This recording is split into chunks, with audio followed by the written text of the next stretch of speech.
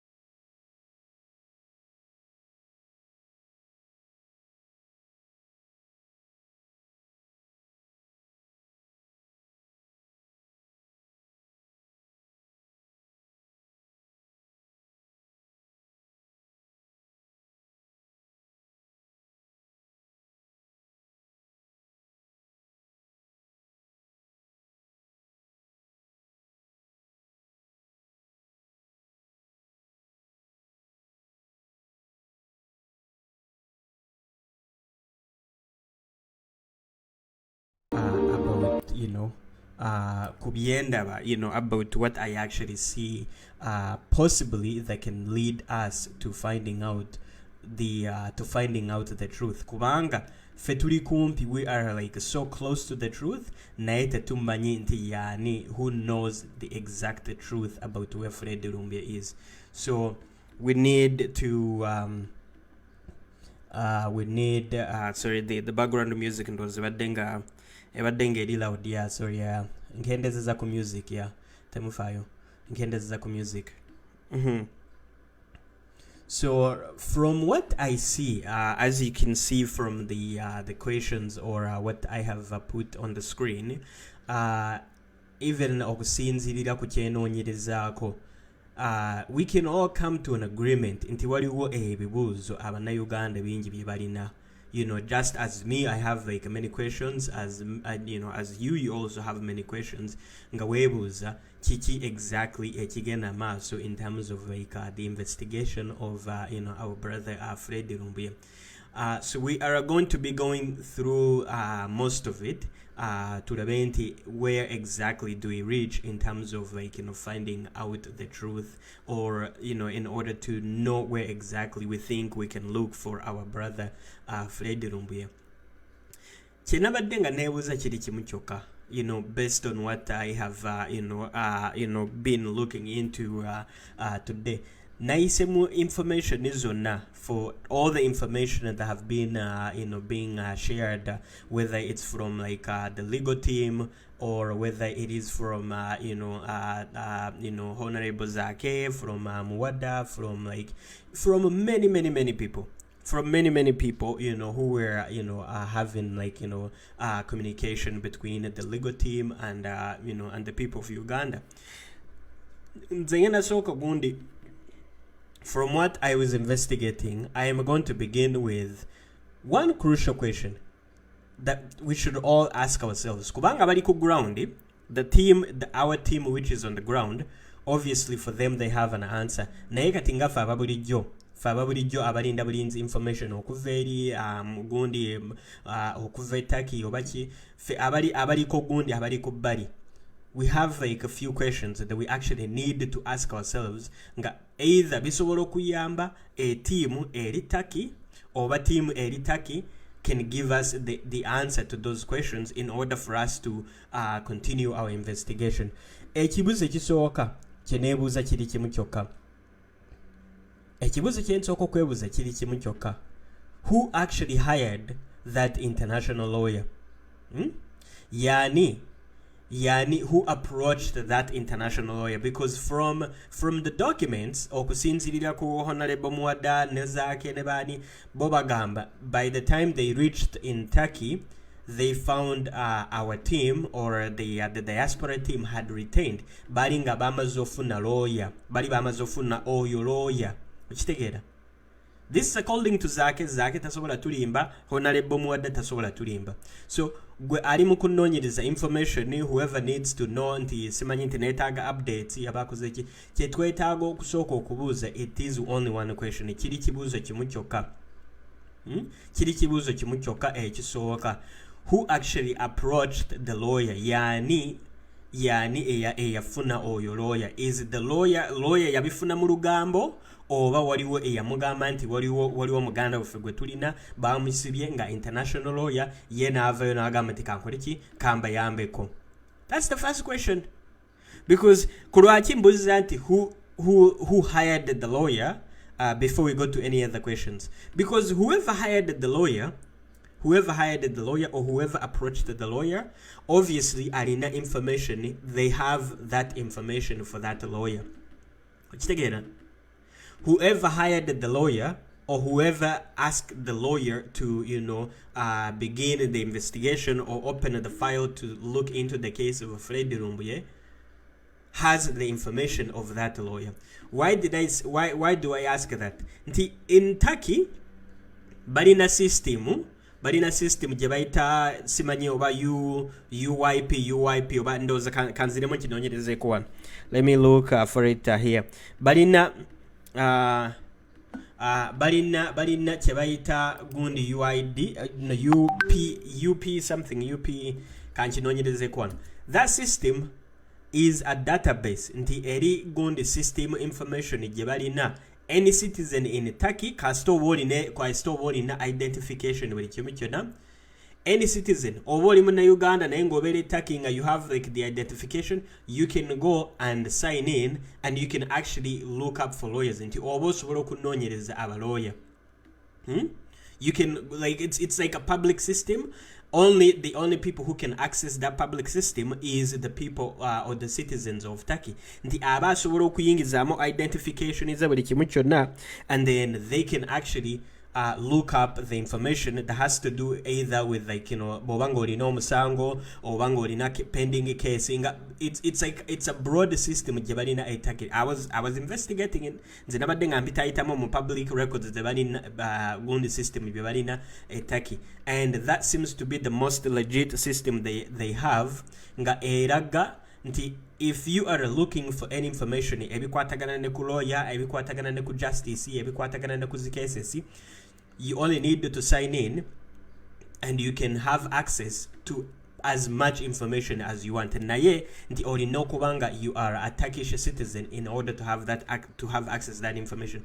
Kakati nze kyeneebuuza kiri kimu kyokka nti whoever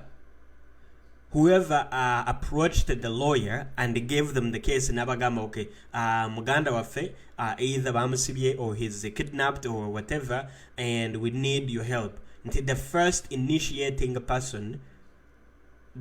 person to initiate that conversation with the lawyer must have that information, and they can easily verify in order to confirm actually kubanga ekiriwo tamukikwata kubanga ekiriwo kati wawulidde n'okuva gundi wa honorable Zake nga ye kenyini ye yagambye bugambi nti we cannot give the money unless we have assurance. Okiraba nti unless we have assurance nti this person, because bo bagamba ne honorable Zake yagamba bugambi nti this lawyer tanagala okola ki he for some reason he has not met the legal team. Okiraba so ensonga nkulu nnyo. That's something very big, because a lawyer who is looking to help nene muba makante ako ngagamba nti he or she does not want to meet the legal team already in Turkey. Kiba kitegeeza nti waliwo ekiriwo kye tutakoze ki kye tutamanyi. So this is where I needed, because for me I do not just come here and say me I investigate, I follow where people are usually quiet. Nze noonyereza ku ebyo ebisinga nga some people are very quiet about it oba nga babitadde ku gunde bali. So the question is on the person who hired the lawyer okuva ku side yaffe tugambe nti the legal team oba our team in Turkey nti there are the ones who approached the lawyer. that means they have the lawyer's information, or they either somehow met the lawyer in either mostly in person, or banga nabo just bamukubira bukubiza esimu and they did all the because sinakitegeerawo okitegeera. Either the team that they hired the lawyer, they talked in person, but when Zake and Honorable Mwada they reached in Turkey, they did not meet with the lawyer. There is what you because why am I focusing my energy? Could watch him focusing energy on a lawyer. This lawyer somehow, somewhere, alina chamanyi. Okitegeera. Because this lawyer, if the lawyer has refused first to go, I do not want to meet with these people in person. Yes, maybe they have their own reason and they are protecting themselves. Nayate no mara no gata konechirala. The team which approached him, we have not been able to find that information or much of that information. Kubankati katinga guninga zake bravayo. And says, who's going to represent Freddie, who's going to represent Fred. Agamba, what your team Turkey, nebekubisa ne kubifana nyi nebagamanti the Turkey advocates, whatever the team, ngabaraganti, they are actually the ones who are going to represent Fred, wherever they're going to find him, whether he's in jail or bangariwa. Now, this international lawyer who claims he had already even completed the application to have him released. Then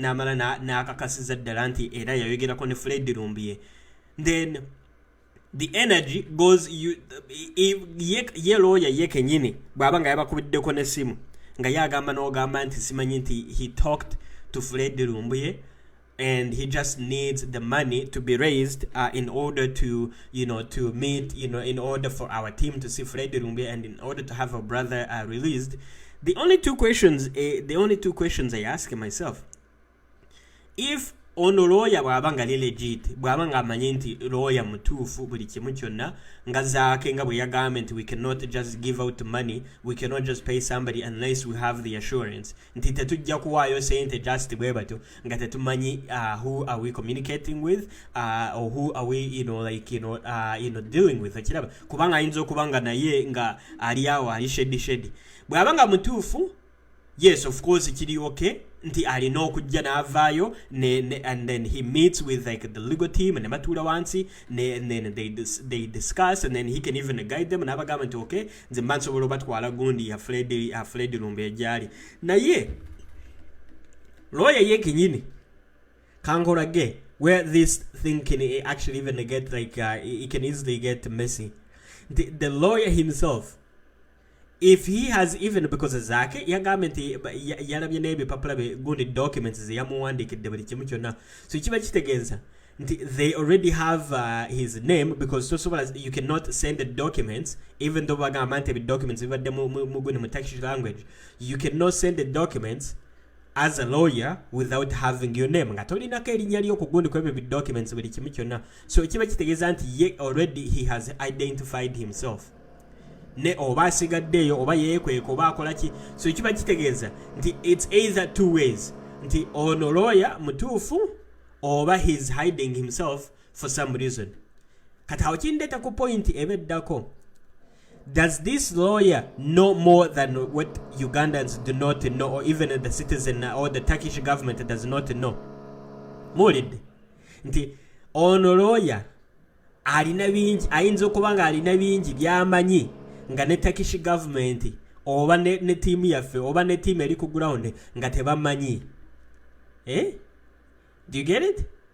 So on a lawyer, this is where it actually concludes, because when I went through each and every document, I came to a conclusion. At the end of the day, from the documents, on the lawyer, if he wrote on the paper, I talked to Fred Lumbuye, I know where Fred Lumbuye is, all I need is the money, I can take you guys to where he is. So there's only two possibilities. Either this lawyer is true, or one lawyer akozeki ali mutulimba oba ali mukulimba gundi team ali ku ground. So if he is true and the man is sitting there and waiting, yes, tulage agambe okay, this is what is going on. naye bw'abanga ali mu kulimba, this is where we have to actually now investigate the investigators. This is why the title says now it's time we actually investigate the investigators. Nti naffe tunoonyereze ekikwatagana kwono ali mu kunoonyereza. So the team in Turkey, mwabali Turkey team who is the people who are listening to us and you are in Turkey, waliwo system already you guys I think mugimanyi kankulageko wano eri kandabe eriwa bagita Turkish Turkey Public Records I think. Okay.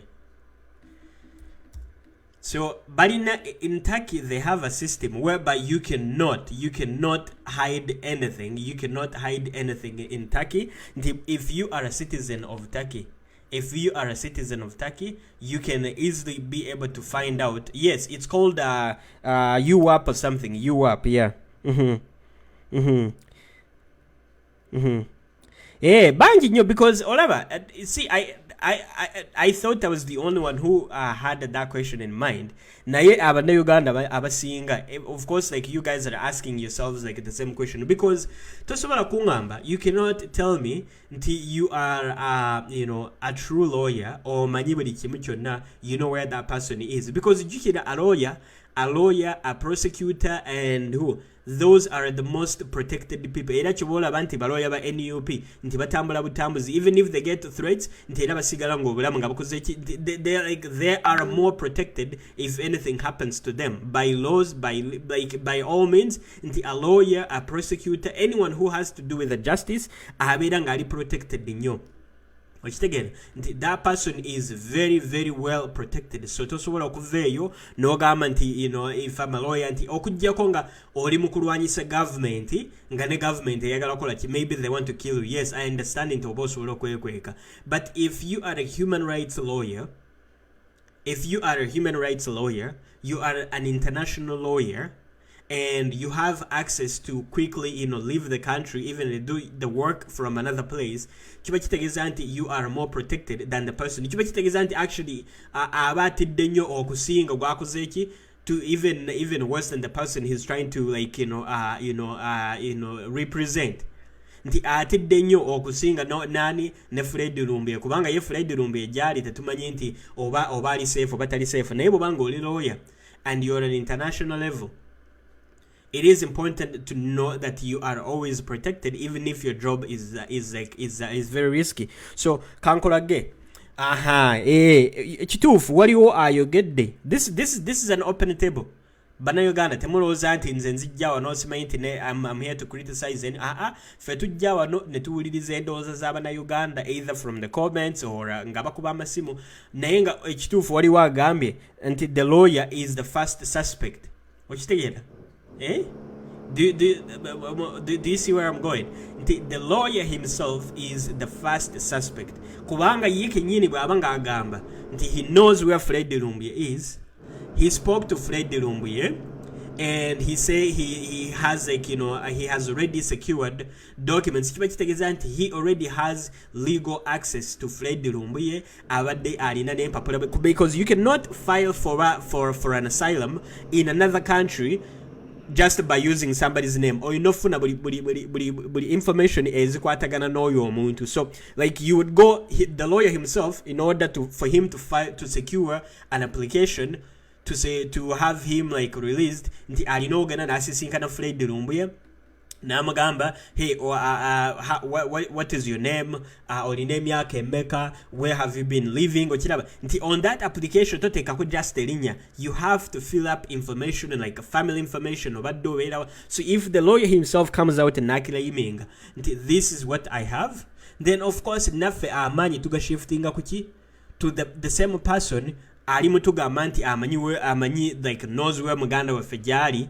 naye kenyini nga alinga ali mu kikola ng'olabira ddala nti kiri muki tebitegeerekeka. Okiraba?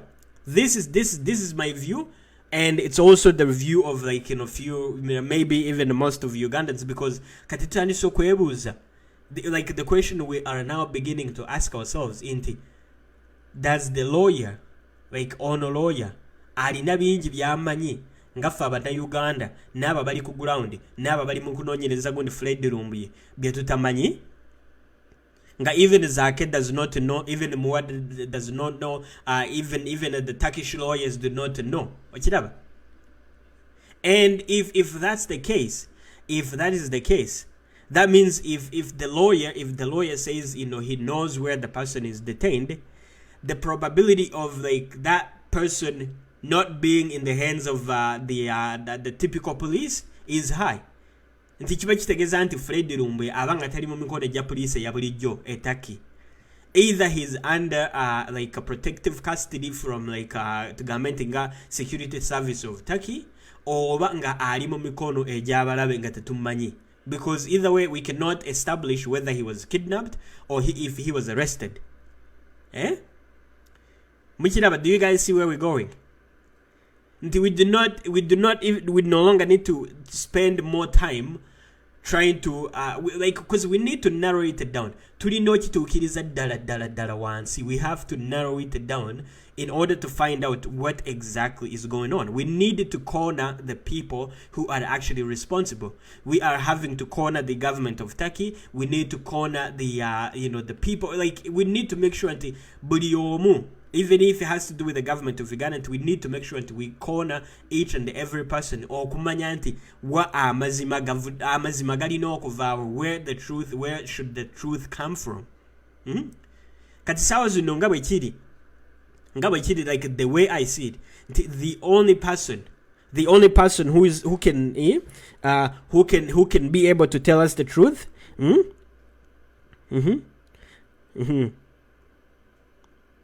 Yeah. So like the only question is whether he's like a mufere or wasi mufere. The only question is, first, why would this lawyer come out and claim, if he's a mufere, why would he come out and claim the amanyi jari and he has signed the documents? I think akoze okiraba. Not only he goes from being a lawyer, now the government of Turkey. This I'm only giving like that I'm telling even like that our team, which is like in Turkey, now they can even focus the energy towards the lawyer. Or the people who hired him, they know the lawyer. The people, those who approached the lawyer, they know the lawyer. Then obviously, that's where we need to ask even the people who hired the lawyer. How what is the relationship between you and the lawyer, and how were you actually able to find this lawyer, and who is this lawyer? What is even this lawyer's name? Because once you are an international lawyer, or kubango in an international name, because you are an international lawyer. Meaning, like, if I'm in America, if I'm in China, if I'm in like where, I can easily call this lawyer, and this lawyer would be able to represent me from any place. So kitegeeza nti alina website, alina abamukolera, alina erinnya nga linene nga lirina okuba nga alina erinnya nga linene nga ly'amaanyi nnyo. So if he is already well known as an international lawyer, kiki ekiba kimugaana ogamba nti why kanveeyo, let me come out and meet with these people?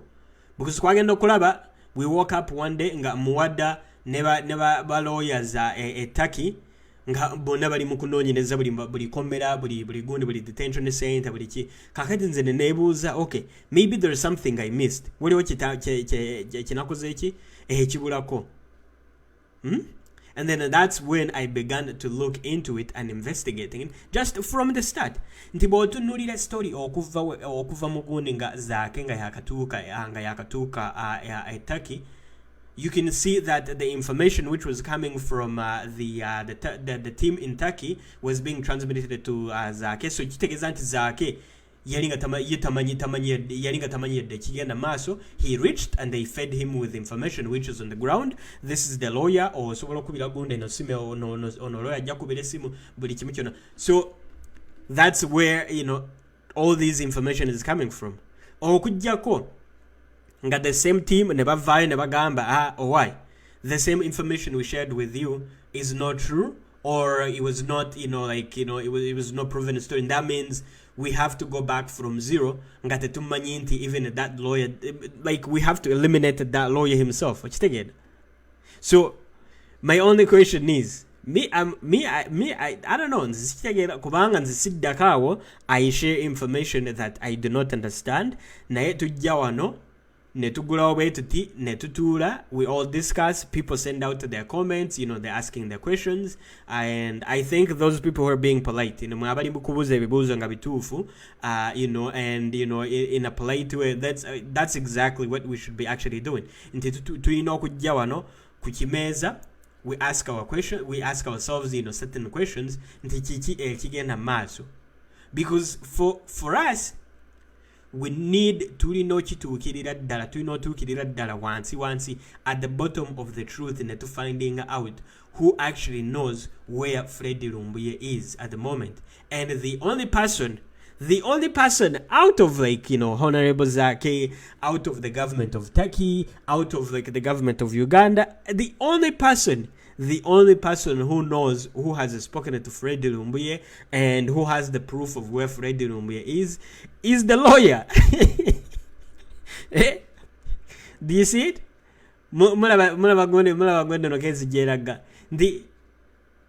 The pato yakavayo n'abagamba me I don't know simanyi gyali. No muve tusoke tuvene kugundi kukya sente mulimu abali mugamba musimanyi nti no tusoke tuve kugundi kukya sente ebya sente musoke muveko mubiteeke bali okitegeera nti bino the question is the lawyer himself, whether it has to do with money or nga abadde nga yagala otufera oba abadde nga yagala okola ki oba nga he's telling the truth naye nga he's scared kyetwebuuza kiri kimu kyokka. The only person who knows where Freddie Lumbuye is actually the lawyer. Because abasinga bali mukubira amasimu pato do you olina update gundo olina updates nze kyendaba. The only thing they can do, if the lawyer himself, if we have the information of the lawyer, then we can focus on the lawyer. Then we can focus on the lawyer without actually being in the darkness. Kubankati abasinga bali mukutambulira muki batambulira mu nzikiza. The only person we can approach and tell us the truth, the only person who has come out to admit, the government of Uganda. Obviously, bagamba nti Freddie Lumbuye has been arrested. So that's an implicating statement. The government of Uganda confirmed nti Freddie Lumbuye has been arrested. The government of Uganda has not come out to say we've seen him or we have the picture or kiraba. And then tuve ku ekyo. So ono lawyer ye naavaayo n'akakasa buli omu nti I have him. I've talked to him. Kiraba, I have talked to him, I know where he is, and I have the applications ready for asylum. So, Bana Uganda, what else do we have to ask ourselves? Who is that lawyer? This is where my investigation has taken me. So if you are in Turkey, balina system ginanonyerezako kankulage. What does the system says? A Turkey balina system. Yes. The screen you're seeing right now, it's what they call the National Judiciary Information System. Ochiraba, do you see it on the screen? Balina chebayita the National Judiciary Information System. If you're a citizen of Turkey, you can use that system to find anyone and any information. What do you want to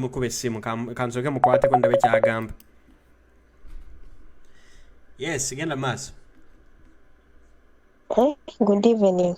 Kansubento muli bulungi. Nze kyembadde ngamba twali ku Zoom meeting. Newabeerawo lawyer. Okay, yeah, get a mass live. Yes, yeah, live, yeah. Twali ku Zoom meeting newabeerawo lawyer omukyala yagamba mbu ye lawyer wa Fred. Abantu bamubuuza wayogerako ne Fred n'agamba yayogera naye yamukubira essimu nti neera nayogera ne family ya Fred. We should consider n'oyo lawyer atubuulire Fred ali ludda kubanga ye yagamba yayogera naye era ye oyo lawyer n'agamba nti no bino ebyazaako asylum in Netherlands tusooke tubiveeko. Oyo lawyer mwenye n'agamba nti no abantu basooke basonde ssente nti neera ye yayogera ne Fred n'ayogera ne family ya Fred oyo omukyala wabeera oba America oba Canada simanyi naye yagamba ye lawyer wa Fred naye lwakuba tali mu ttaki naye yayogera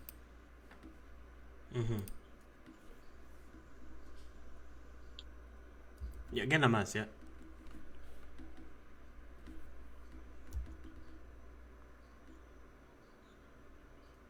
Hello?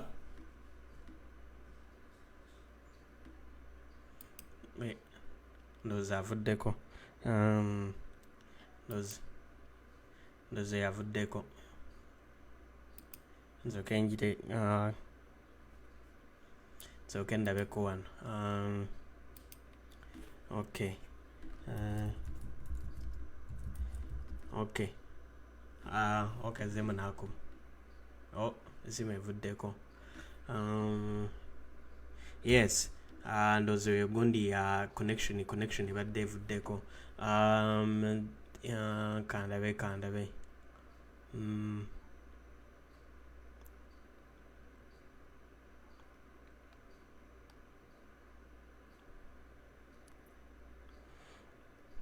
Okay, waliwo agambe nti okay.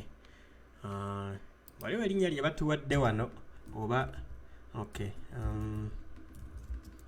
Okay. Okay. Bangi nnyo bali mu kuba essimu musooke mugire okay. You can call abadde bali mu kuba amasimu mugire muddemu mukube ku gundi ku simu. Anyways, kandabe. Okay.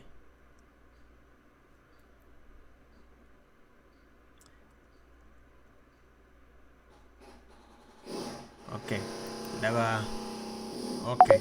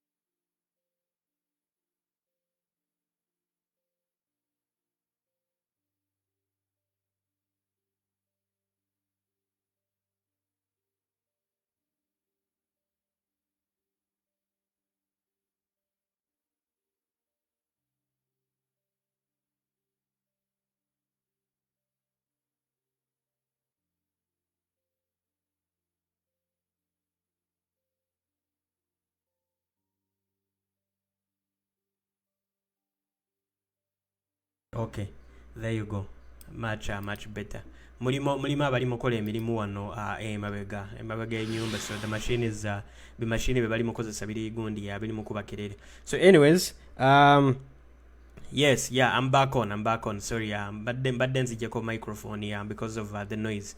So anyways, the author and more 20 years of publication.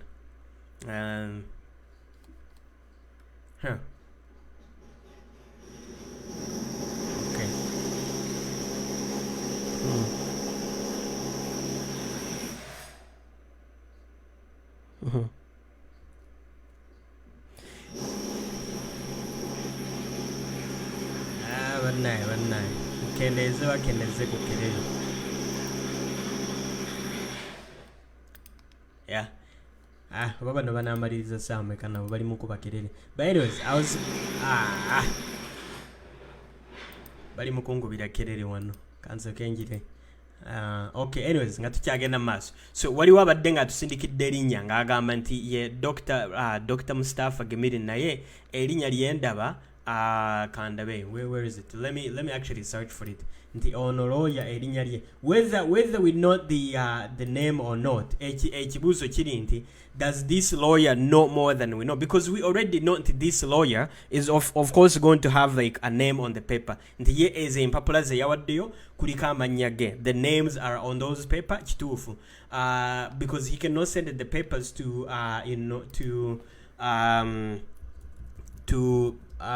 the lawyers without actually having the name. Naye ekibuuzo kiri nti if this lawyer himself like knows okay.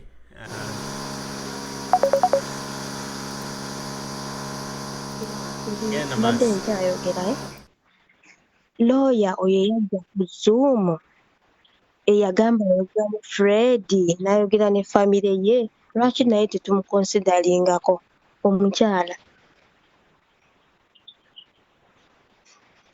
Yajja ku Zoom n'agamba nti nno yayogera ne Fred ku ssimu n'ayogera ne famire ya Fred.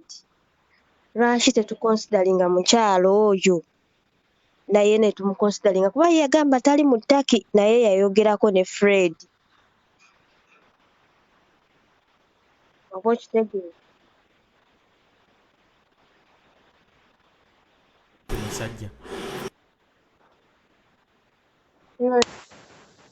No, yali mukyala baliko ku Zoom bakimanyi. Olwo olunaku Zakere yaliko, Muwadare yaliko, lwetwali fundraising. Ogamba oyo omukyala yali ku gundi ku Zoom ye agundi ya ku Zoom. Okay. Yeah, wamaki. Yeah. So ekibuzo yayogera n'agamba nti nno yayogera ne Fred ku ssimu n'ayogera ne famire ya Fred n'agamba nti neera tusonde ssente. Leero olunaku lwe twatandika osonda ssente era ye n'agamba ye tali mu ttaki naye yayogera ne Fred kuba ekyo ekibuuzo abantu kye baali baagala okumanya. Fred mulamu ani yayogerako naye? Oyo omukyala n'agamba ebyo byagenda osirikira naye ye yayogera ne Fred. Let's consider also oyo omukyala. Nanti kuliko ne lawyer omulala kulinangamba kuliko ne lawyer omulala okujjako ye yali ku Zoom, kuliko ne lawyer omulala yani mumanya gagunde gamustafa kubanga nze nzijukira gundo oyo era yoyo omukyala ku gundi yali ku Zoom naye nga kuliko no lawyer omulala ono simanyi nti ya Mustafa the Milies nga gundi nga bagundi ya team ku ground team abaliwa a meeting anazake abali responsible for the case of kugundi ku case yani ya Fred Lumbuye okuva ku ground. Kati lwaki oyo omukyala tayogera n'oyo lawyer bazaake ne basobola okufuna Fred kubanga ye yatugamba ayogera ne Fred. Lwaki oyo omukyala tayogera ne lawyer ebintu ne byanguwa? Let's consider n'oyo omukyala n'abali ku ground naye mainly kuba abantu kye baali baagala okuwulira Fred mulamu, oyo omukyala yakonfaminga nti mulamu era yayogera naye. N'oyo omukyala tumukonsidaringeko. Yes, waliwo agamba nti her name was Agnes. Yeah, waliwo ataddeko wone erinnya agamba nti erinnya ly'oyo omukyala yali gundi Agnes. Okay. Yeah, mubiwulira kubanga nze I am still like see that it's puzzling. Gundi eno kiri ng'aka puzzle kubanga nze sinakitegeera nti lawyer ye kennyini mulamba n'avaayo nga amanyi ddala nti this person is here and there ate n'amala n'agamba nti they cannot produce the person okujjako nga bakoze eki nga tebasonze ezo sente. So kitegeeza nti bw'aba nga ye lawyer nga ye kennyini ng'alegit nga tukimanyi nti mutuufu ye aveeyo ye kennyini akole ki agambe nti waye nze gundi Fred Lumbuye ali wano ne wano bakikole mu gundi nga si bikolera mu gundi munzikiza kubanga ye bw'aba nga yagamba nti he talked to Fred Lumbuye nga ye kyabuzaako kyokka nti yizeze sente.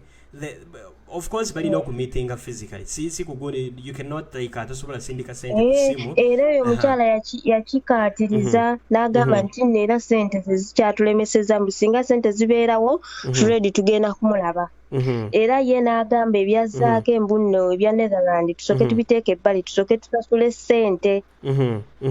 okiwulira naye looyo oyo kyasente tukiveeko tusooke tuconsideringa looyo oyo yayogera ne Fred atubuulire obuva bw'obudde obwa looyo naali ku ground kuba anyways webale wamma webale kubanga nze nkyali I still need to find out anyways webale kandi waliwo abala bali mukuba musimu okay yeah anyways munnayuganda waffe mumuwulidde nga agamba which is true kubanga bangi nnyo like many Ugandans they're asking the same questions the final questions we need to ask ourselves okujjako kubuuza nti oyo lawyer either kiki ekyatuuka ku gundi ku Fred Lumbuye nti even this lawyer does not want to meet with the team because it says like for unknown reasons yes for unknown reasons but you cannot tell me for unknown reasons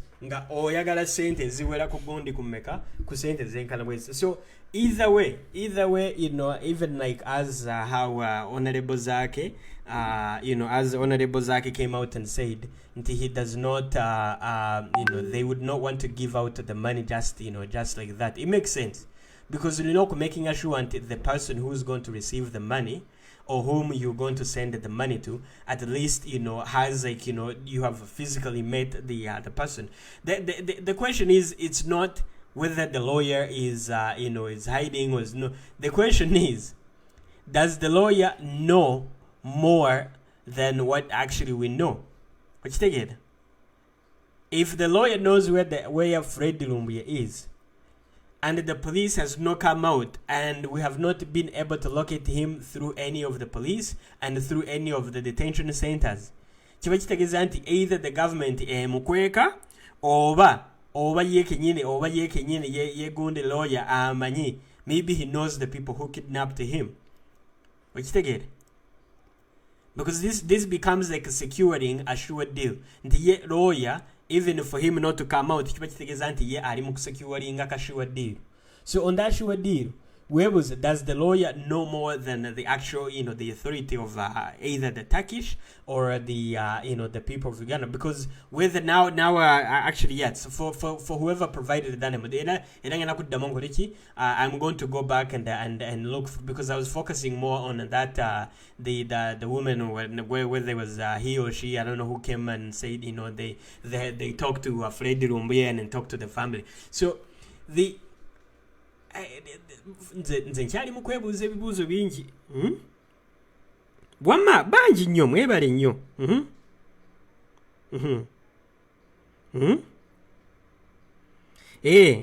mulimo bangi there are many people bangi nnyo bali mu kwebuuza ekyekibuuzo because for me nze kyendaba there is something that's not adding up. Mulimo ekitali mukugira mulimo ebitali gunda ebya simanyi nakumanya okitegeera because Honorable Zake has given us all the necessary information we need. Honorable Mada, they have done everything. They have visited the police. They have gone into all the detention centers. They have done whatever. The money that was needed has been raised. I think right now, the money is enough because last time I checked it was almost 90 or 95%. So from our side, we have it. But the only question is, even this lawyer, whether he identifies himself or not, the only question is, does this lawyer know more than what we don't know in the first place? Because if we have to focus on where we needed to go in terms of finding actually the lawyer, I mean in terms of finding Fred Lumbuye, now we need to focus on the lawyer himself. Because if he says yebwa agamba, why? I am reading the comments from the people, and I'm asking myself exactly the same question. Mulimo byamanyi nga nawe kenyini, you can go there and somewhat feel like you are puzzled nga nawe tokozeki nga you somewhat confused. Wachitegere? Because we know the focus is in Turkey. Tewali warara. No, nobody should ask anything. The only focus should be in Turkey, should be under the authority of Turkey. We're still focusing on the government of Turkey. But the only question is, the only people who have come out to confirm is the legal people.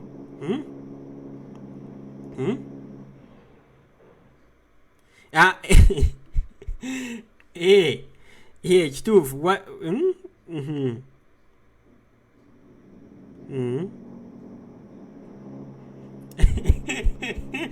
No, there's somebody who's like, who asked a good question, like, what is the reason behind the lawyers hiding? What is the reason behind the lawyer not wanting to meet, with the team? Because of course, like babanga aba syndicate debit documents, of course nga bagament amanya kwegali buli kimu kyonna. Can't we read the names on those documents is what we saw, the names being shared as somebody Mustafa Demir. But the only question is the legitimacy of like the same lawyer, whether it is true, and also the reason why the lawyer would want to be, would want to hide, or would not want to meet, like, with the team. Maybe he has his own reasoning. He has his own reason, but we should not even be like looking any further. We should be asking. We should be focusing on the lawyer himself. Aside from him asking for money, whether should we trust him and give him the money so he can show us where Freddy Lumbuye is, or should he actually come out and say, hey, you know what, this is me, this is how we, because I don't know, according to what I was finding, according to what I was like, looking into, for me, the only focus leaves us with like the same people who have come out to confirm until they have seen him, they have talked to him, and they have, they have like, the application completed.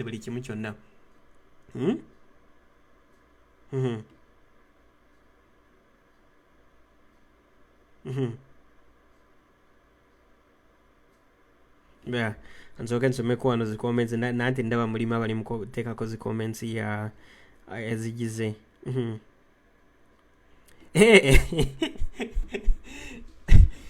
I know. This is like from like other people's point of view. What if the lawyer was already working for the people who kidnapped Freddy Lumbuye? Do you get it? Because a lawyer has what they call like a protection, like a legal protection. So they can either work for the government of Turkey, or they can work for whoever kidnapped Freddy Lumbuye, because the possibility of him being kidnapped is true. Either because if the government of Turkey has passed 48 hours without producing the person who was arrested, and he has not been we have not been able to locate him in any of the detention center, he is in the hands of unknown people. So if this lawyer is possibly coming out, he knows where Freddy Lumbuye is.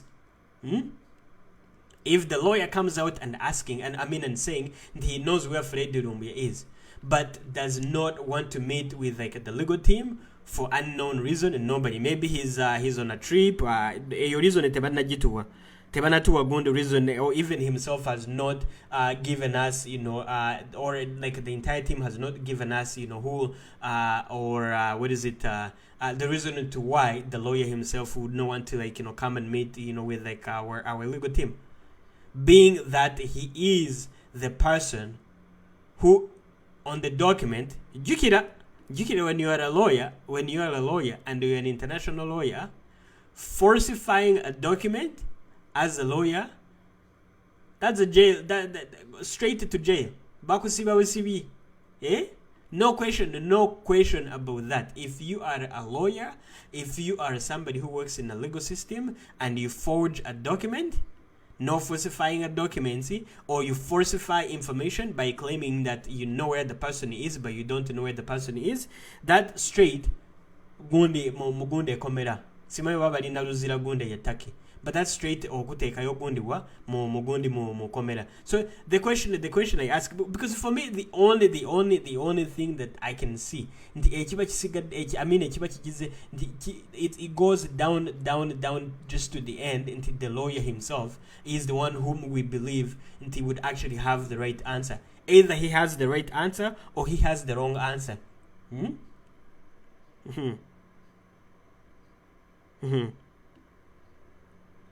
Mm-hmm. Mm-hmm. Yes. Uh-huh. Mm-hmm. Mm-hmm. Yes. So what do you normally teeseza ng'agamba nti maybe the lawyer himself is tugamba nti because these lawyers are usually connected with especially when you are a high profile lawyer and you've dealt with kidnapping cases, there is a possibility of knowing who has the person, but you just need to represent the person. Until now, you always, if you already know who the people who are capable of doing that, whether it's from the government side or whether it's from the criminal, the mafia organized side, if those lawyers, because usually those lawyers they know where to get the clients. So if they know they're connected to some people in the higher government or with the mafias, legally. Because you cannot come out and be like, you the lawyer, you know too much information, we're gonna have you arrested. No, nedda, because boba goberera amateeka. So I think the only thing which I think even the team, even our team,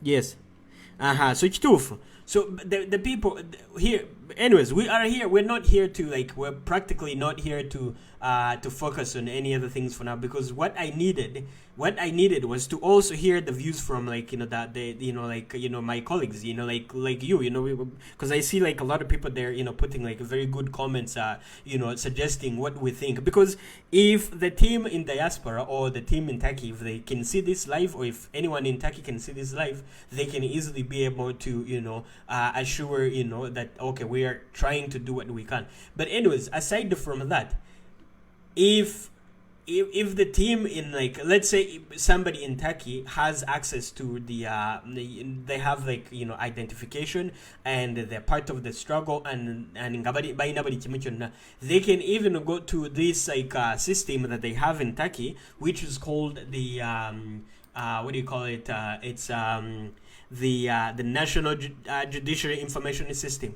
The National Judiciary Information System. And you can sign in. I believe once you have once you have logged in, you can easily be able to access as much information from a legal point of view, from cases, from whether there is even maybe arrest warranties and whatever. You can even file a case from there. This system online almost. So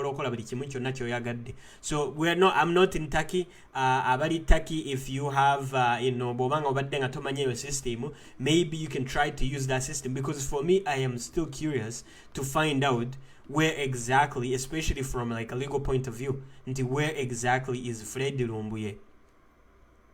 Because if the lawyer has come out to confirm, even with this system, you can actually even confirm the lawyer's credibility. You can check his credentials.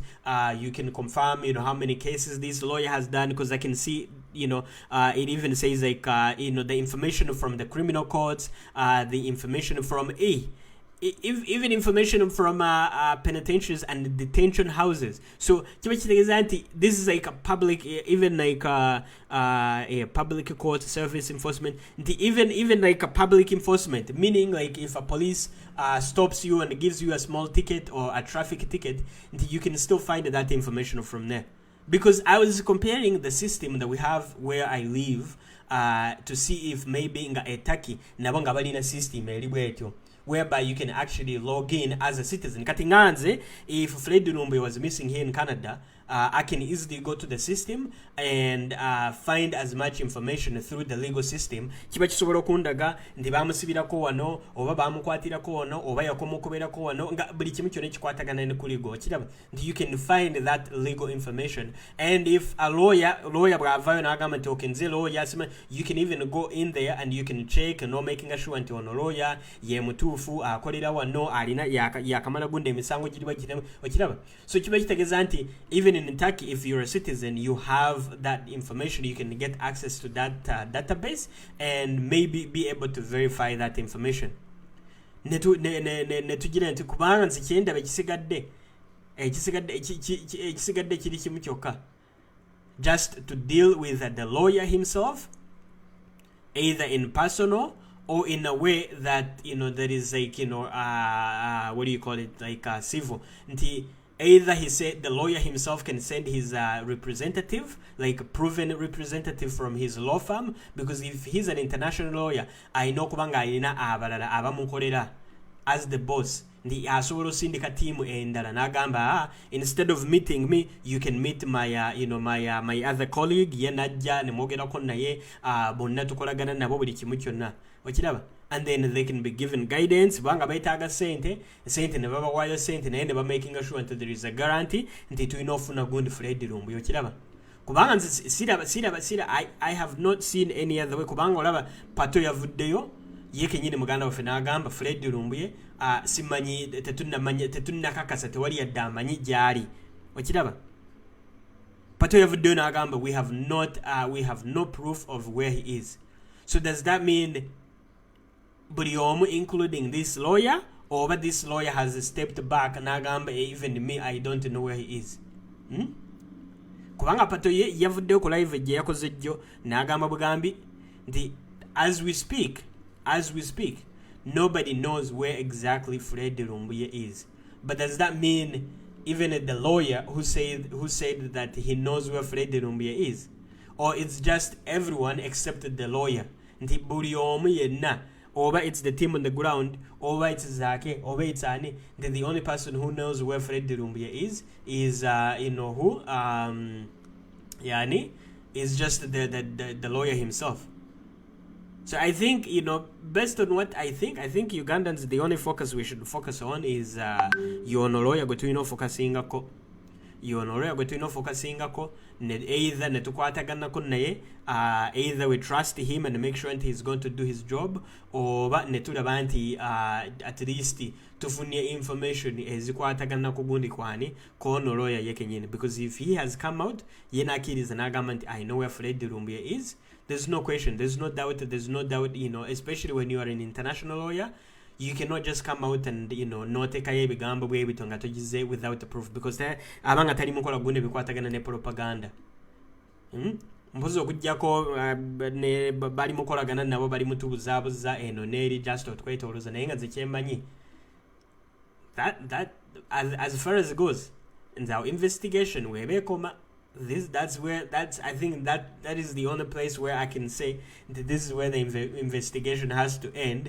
Either the lawyer himself by coming out and netukolagana wamu, or the lawyer himself nagamba what musoke mukole bye neetaaga, either musondezo sente buli kimu kyonna, and then you meet up with my team tugire tulabe. So that's the only thing I think that's the only place I can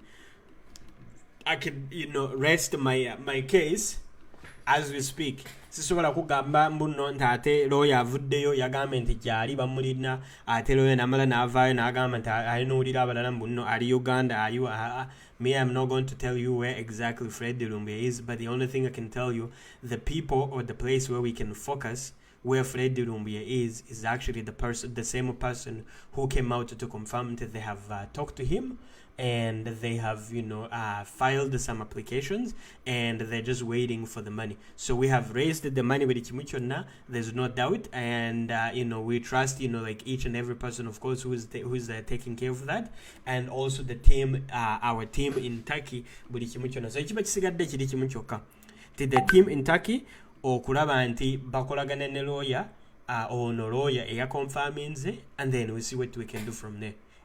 Sikekyo. For me, that's the farthest I can go, unless nga waliwo abagala okuba amasimu or abalina questions. Kandabe mulimu abali muteeka gundi kansemeko wano zi comments ndabe.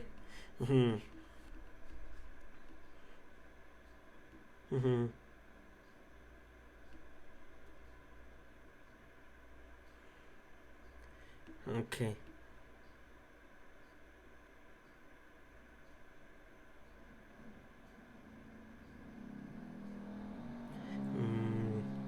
Okay. Yes, basinga bali mugamba nti the lawyer, of course, he knows where he is.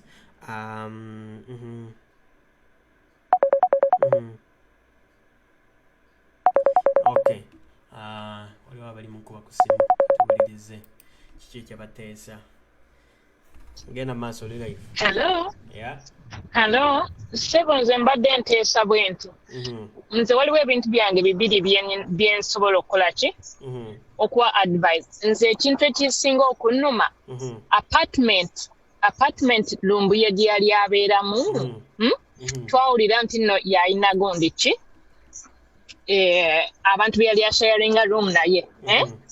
Kakati abantu abo tumanyiiko ki ekya happenings mu gundi kwa abantu abo. Abantu abo balina okubeera nga balina ne evidence. Balina okumanya Lumbuye ki kye yaleka ebintu bye byonna. Waliyo evidence there to collect. N'ekirala wabadde akolera. Waliwo amanyi Lumbuye bw'abadde ayogera nabo. Ezo nazo evidence ziri awo. Kubanga tiwali anyega ku kintu ekyo wabadde akolera, wabadde abeera, bani babadde ayogera nabo, amasimu gaalagawa, ebintu bye byalagawa. Ebyo byonna tiwali abyogerako. Ate n'ekirala lawyer oyo yali ku gundi ku Zoom. Omukazi naye yagamba nti nno ki yakubira Lumbuye essimu ku Zoom gye twaliko 2 weeks ago. Kakati oyo lawyer naye ayina otubuulira ani gwe yayogera naye. Ekyo nakyo kiri awo tukyebuuza. Ate ekirala ono lawyer, international lawyer gwe twogerako ow'omu Turkey, omuntu tosobola musasula ssente zonna. Bw'aba agamba nti alina Lumbuye tusobola omusasula 10%. Zino ensi ezikuloganye osasula 10% n'akugirayo gundi omuntu ogw'oyagala. Omuntu we bonna nga bamaze okukola everything nga biri clear, ne bakola ki nga bamukuwadde, then n'osasula the remaining gundi ki balance. Which is called a retaining fees. Bagiyita gundi retaining fees. Retaining fees. Exactly. Naye nze ekintu kye ndabye waliwo mukwano gwange Omutaki yagambye abafere gye bali bangi nnyo mu Turkey. Turkey erina corrupt system like Uganda. Omuntu ayinza okuleetera lawyer nga tali lawyer. Era eyo gy'obadde oyogerako gy'eri. Osobola okugikozesa eri everywhere. Zino ensi zonna ez'omu Europe zirina okubamu erinnya ly'oli omuntu naye kulaga emisango gye yazza, ebintu byonna by'obadde oyogerako. Ebyo abantu b'e Turkey balina obikozesa.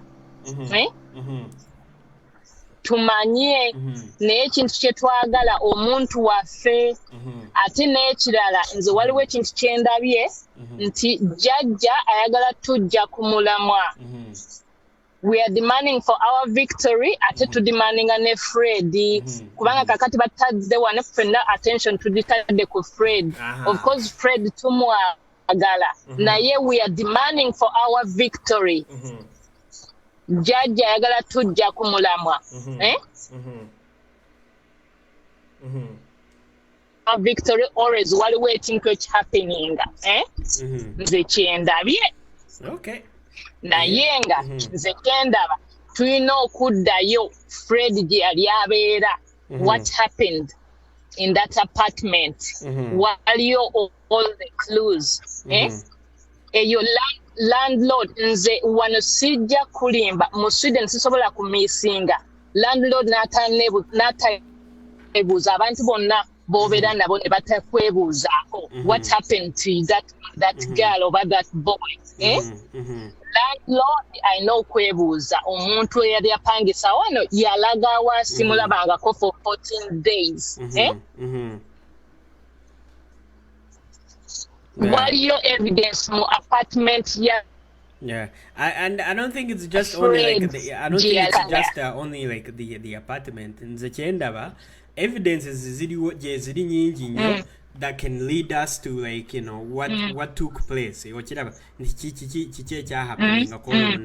the people he lives with, baba sobola nakulagirira nabagamba nti why buli kaseera every day tugamenti lwa Sunday aina gunde no program ku Monday ava ku waka nagenda ku mulimo natuka 1000 olunaku lwamu kwata zizi sawa te yali waka oba yali waka. So there is more evidences that we can actually find, even even not just from his own house, like his workplace, ngabo gamente ku gym buli kimu kyonna nti waliwo bingi tusobola finding out naye ekiriwo kati nono lawyer bwaba nga yagattako n'agamba nti I know where he is kiba kitegeeza nti nono naye he is implicating himself in the case kati nga government ya Uganda nga bagamba nti they know Fred Lumbuye has been arrested. The government of Uganda already implicated themselves in the same case.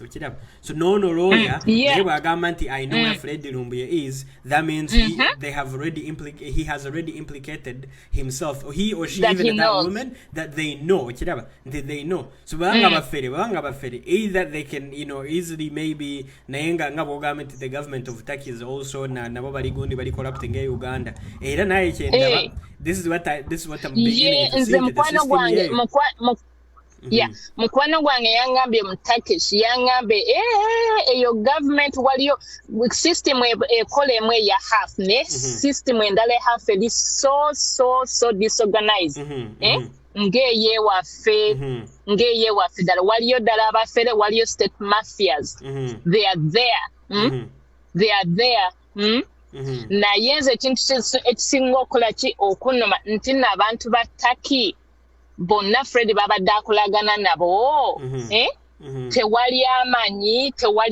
amanyiko ku kintu kyonna awo wonna wabeera state home ye wabeera that village, let me say it's a village police yabagambye eki bagenze mu apartment bakoze fingerprints ebyo byonna biri awe evidence biri awo emmotoka ye bwabanga badde alina emmotoka I don't know, he owns a bicycle I think naye waliwo somebody told me that he had a car ne mu mmotoka ye osobola okulaba fingerprints waliyo evidence nyingi nnyo gye tusobola okucollectinga nze ekisinga okunema nti n'ekintu kino nze maama wange yayogera ne Fred I think it was on Monday ekiro ng'essaawa 5 Fred n'amugamba nti no waliwo abantu abanteeze wano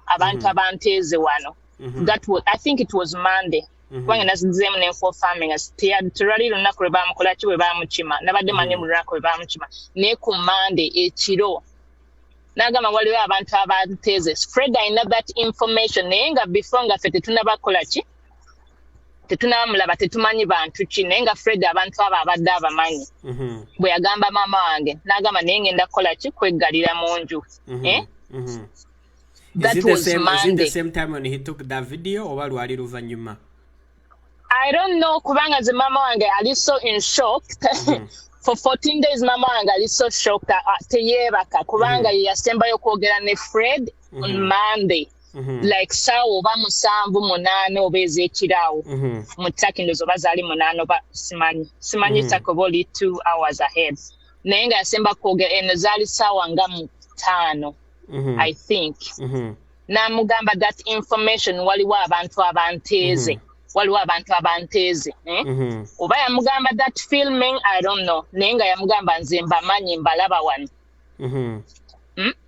that was Monday Fred bamukima kuki ku Tuesday yeah so he has some information gyajja tubuulira ebyo tetujja byeraliikira yabamanyi naye nga tulina okufinding out those roommates suspect number 1 ku gym gyabadde training their suspects landlord I know kumanya esente zo abadde azifuna wa omuntu amusasulira sente alazeewa there is no way I could be missing here abantu ne batanoonya even at work my boss yaseka n'okuteeka mugundi ki okunoonya sizze ku mulimu ku Monday nga nina okubeera ndaba gundi ndowooza pato abadde nga yakapostinga abadde agamba nti some good news are loading kati simanyi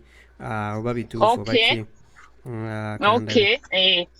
naye nga ze tulina okukebera nnyo near closer tetulina nagenda that far apartment wakolera gym waliwo cameras in those apartments bwabanga abadde hiring there are cameras ate that's a good thing tusobola ali missing ogenda bugenzi wali n'okola ki camera zo ne bazigendamu unless nga landlord naye mufere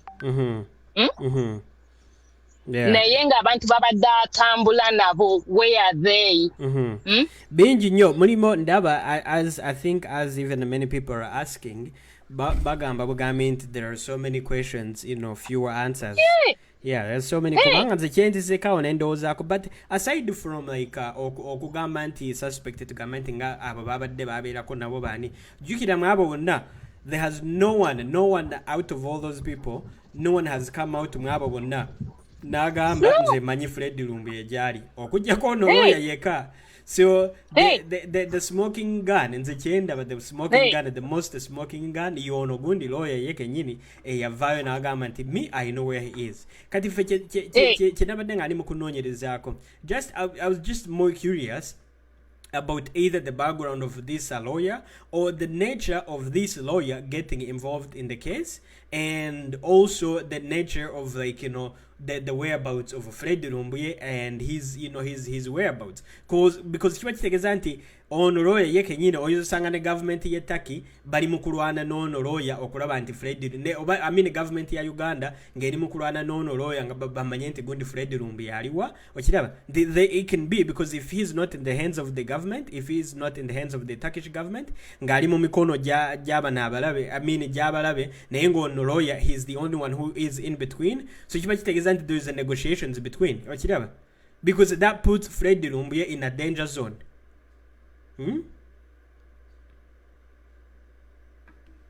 Hello? Abavuddeko. As a similar bavuddeko. Anyways, ngaba muwulidde for me like it's actually this is like very good nti abasinga era mulimu kuvaayo namwe ne mwebuuza nga exactly the same questions naye olwaleero pato abamulina ku WhatsApp balaga nti eraga posting ng'egamba nti simanyi nti agamba nti some good news loading ng'agamba waliwo amawulire amalungi agayinza okuva agakoze eki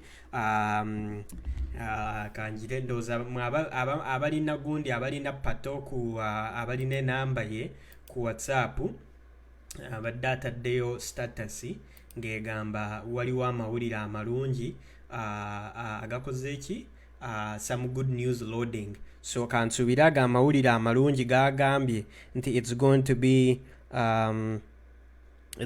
like good news from kandabe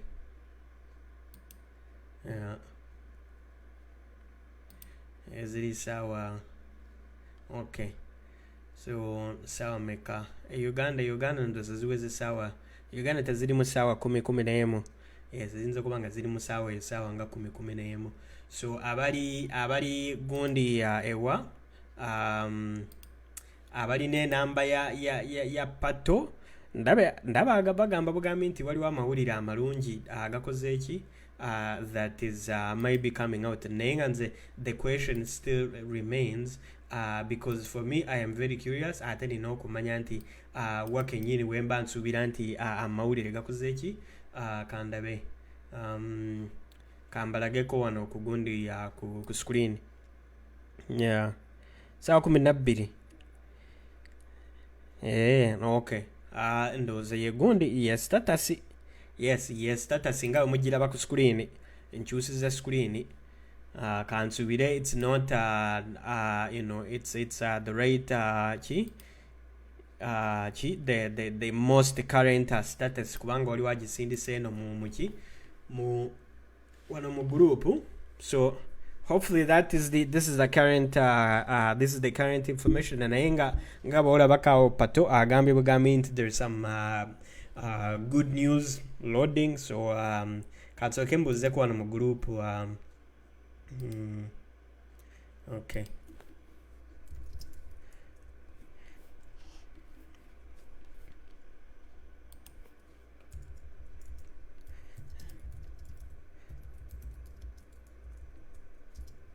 okay wali wagisinda okay I was just asking, but you're confirming.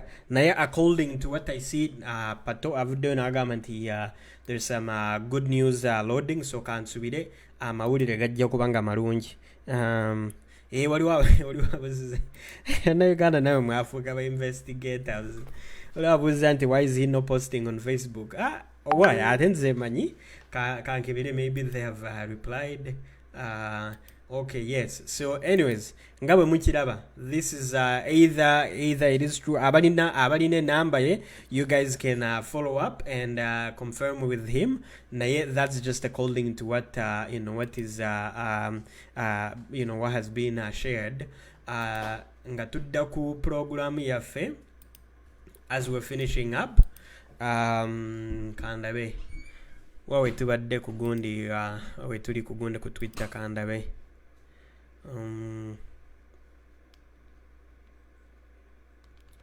Okay.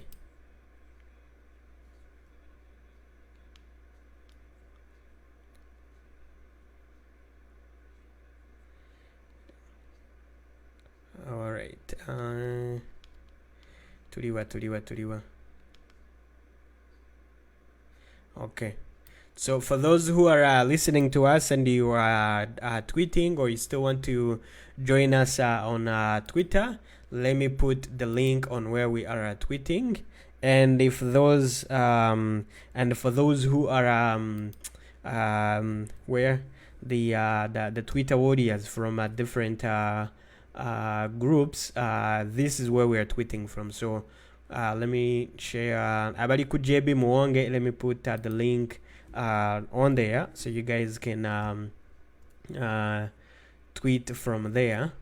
Yeah, tugire tweyongere. We're still having to protest names and mbadde njagala kuvayo kwebuuza ebyo ebibuuzo bina, because if we do not have that on the record, we might wake up tomorrow and people are confused or batabamanyi kiki ekigenda maaso. So for me, that was like tulina okumanya, we need to know the truth of the truth and where it is actually coming from, because sitting okutuula butuuzi nga buli omu alinda bulinzi nti ofuna information okuva wa lawyer, ate lawyer tomumanyi, ate ne gundi tomumanyi, ate n'oyo tomumanyi. So kiba kirungi ne tufuna information nga naffe kennyini tubikakasizza, nga tumanyi nti okay ddala this is where the information is coming from, or this is the person who's providing such information. Tuliwa waliwo kandabe. Mbadde ngenda ku Twitter naye waliwo agamba nti ate muno muwadde apostings, kandabe kya postings. Okay.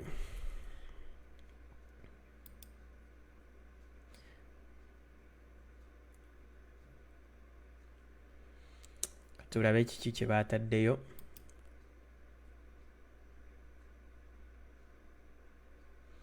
The shadow minister. Those are postings nga ndi ku live. Okay. Let us see. I returned to Uganda with the British High Commission.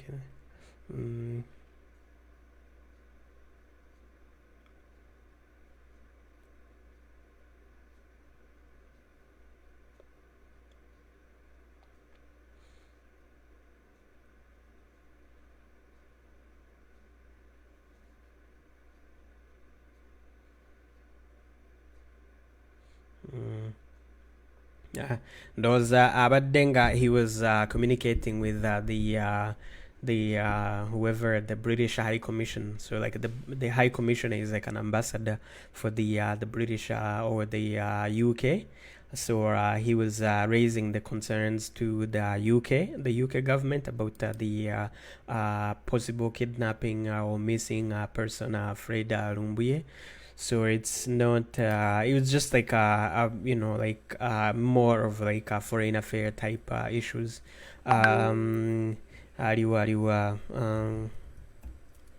Okay, kandabe kiki ekigenda maaso wano. Yeah. Anyways, Twitter team, we can go ahead and continue with our tweeting. For those who called in and shared their ideas, mwebale nnyo. Naye tukyeyongera. This was not my time to even come on a live. it was only like after when I had completed okuwandika some letters and some documents nengamba kamveyo after looking into some information, because it's whether I'm wrong, whether I am right, it's better to come netutura wamu netusharinga. If you have some more information ngo sobola gisharinga ne banno, then we share it naye nga tulina okumanya amazima gaddala, where is who is actually responsible for Fred Lumbuye. We know obviously he's in Turkey, the government of Turkey is responsible for that, naye tulina okunonyereza amazima netutukirira ddala wansi. And as we speak, the most credible information Getulina into the lawyer himself, who came out to claim that they know, or he knows where he is and he has talked to the lawyer. Those are the people we actually focus on, and even the team on the ground can easily try to focus on exactly the same people. Netura bakiki ekituufu, and which way we should actually direct our own investigation. Maybe there's somebody who knows the truth, or maybe there's somebody who knows, who has more information. Nenga tebamanyi engeri gye bayinza otambuza guneza information nga ate is a credible information. So when we come here, it's more to share information, is not to simanyi nti okuleeta eno. It's just about sharing information. Abasinga ennaku zino aba NRM bavaako dda, ndowooza twabagoba bonna ku eno pages tebakya sikyabalaba. Amazima ga Katonda ba NRM sikyabalaba mugundi mu zikomenti, oba balaggawa oba data yabagwako oba kiki simmanyi, naye nze kyemanyi 90% of the comments ennaku zino ziri positive nnyo.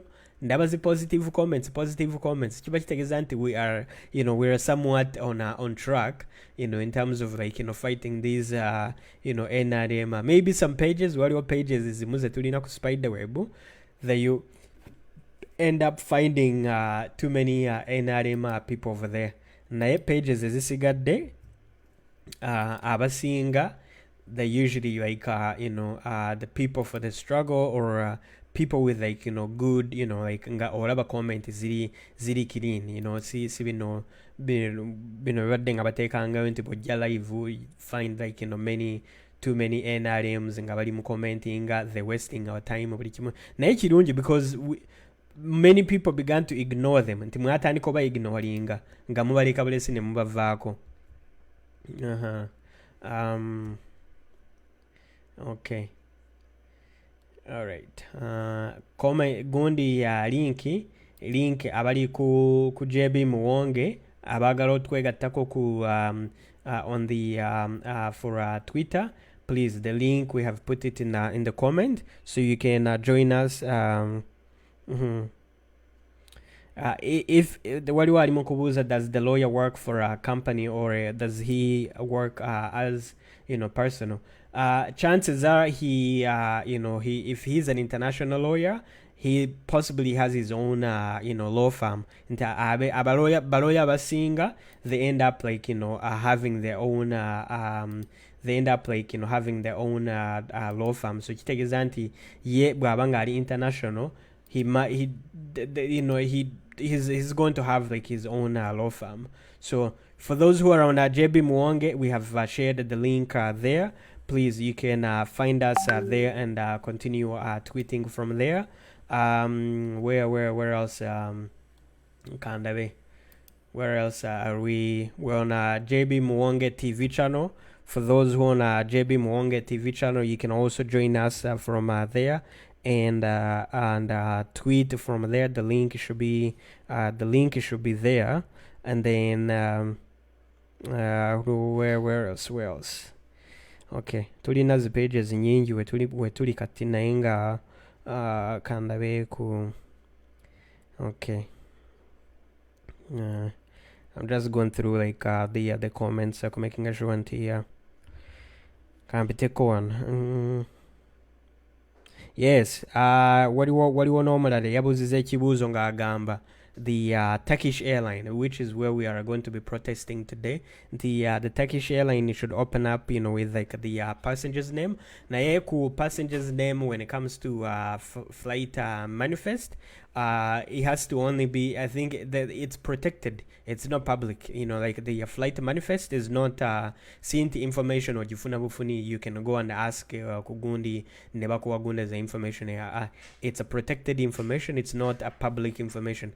Otherwise singa chande badde public information singa Fred Lumbuye twamufuna dda era twandibadde nga like even if he boards like a small flight, you would quickly find out. Only the government agencies are the ones which have access to that information, or are the ones who can order to have access to that information. Kati ngache twakola ku gundi kwene nyonyinga eya gundi nga eva Turkey netuke Rwanda, and then from Rwanda it was going to Uganda, until we called the investigation officers in Rwanda, and they're the ones who have the ability to actually check the flight manifest in Nebakugamba. They're the only ones who can actually confirm that information. Balala, it's impossible. There's no one else. Tewali mulala, it's only government agencies that can actually have that information, or through the request of a lawyer. A lawyer, if he needs to have the record for evidence, then they can file that information to, like, let's say a lawyer wa Fred Lumbuye, they can actually send that a request to the Turkish airline in order to release the flight information between from the time when he was arrested up to now. So the Turkish airline would actually be able to give that information.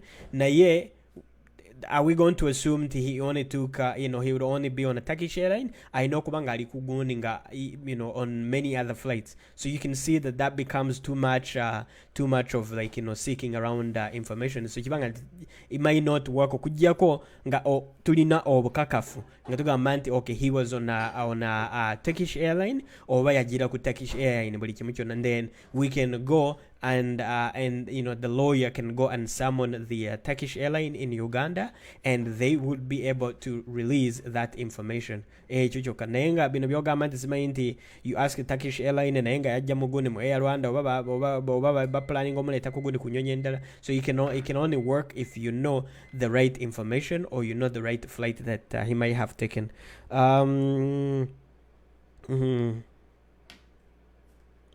Yeah, it's.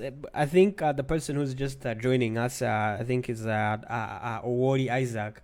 Yes, Chituf. Why wouldn't? Because the only question that we were asking, why would the lawyer? The most important question was, does the lawyer or no lawyer, does he know more than what we know? Does the lawyer know more than what we actually know? We cannot assume he only knows where Fred Lumbuye is, and he has he has only talked to him. Ayinza kubanga alina bingi byamanyi. If he says he knows where he is, then he knows who kidnapped him or who arrested him. If he knows who arrested him, then either he works with those people or they called him. If they called him, that means he's like their typical lawyer they call. Mulina okubanga mulimo connection wakati ya lawyer, this lawyer who say that he knows where he is or he has talked to him, with also the people who have who I guess he alleges that they have Fred Lumbuye. So anyways, we are only going to focus on Twitter for the last few minutes remaining, which is about half an hour. This I only popped in for this program. It was not mbaddenga kugundi Twitter session eri kugundi ya sawa z'olweggulo. It's usually in the evening, so I was only coming in for that reason. But as we go anyways, for now my only focus was that I need to confirm video. Okay, where are we on Twitter? So abali ku JB Muwonge, those who are on JB Muwonge, I've already put the link I've already put the link there, so you guys can tweet from there. It's not not an issue. Yeah, okay. So those places. All right. But majid tudakaone tunonyereza nayenga eno kesi ya Fred Lumbuye. By the time we finish, we are going to have, I don't know, simanyi na kumanya. Yeah, Where is our Twitter warriors? Muliwa. You didn't take your corner one, no? Okay. But Twitter warriors, yes, our. Tugire tukole omulimu. Okay. All right.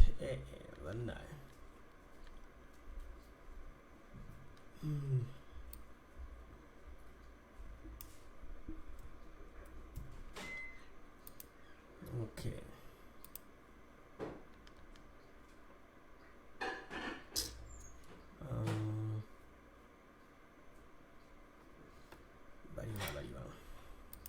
Okay. For the last few minutes remaining, kambatereyo ka music, and then we go ahead with okay. Kandabe. Somebody shared a comment in which channel are we on? Okay. Badnai. Okay. Page ya muganda wange eriwa Fred Lumbuye. Okay. Katulabe. Ndaba waliwo atadde comment mu mugondi ya obegamba ki?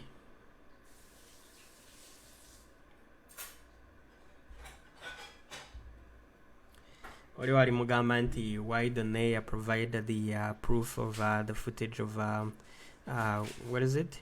Of the time when he got arrested. Oh, okay, this is just a person who's sharing where we're actually tweeting. Okay. Chirungi nnyo. But those anti waliwo okay, yeah, admin ya mugana wange webali. Yego ali ku Fred Lumbuye webali oteka yo link. Tugende maaso. So okay. So abali ku JB Muwonge, the link we have shared it, so please you can go ahead and send out your tweets. I will just play quick music as we send out our tweets. Let me open up where we are tweeting right now. So anyone who has a question, please you can go ahead and put it in the comment, and we will be able to answer you. So okay, okay.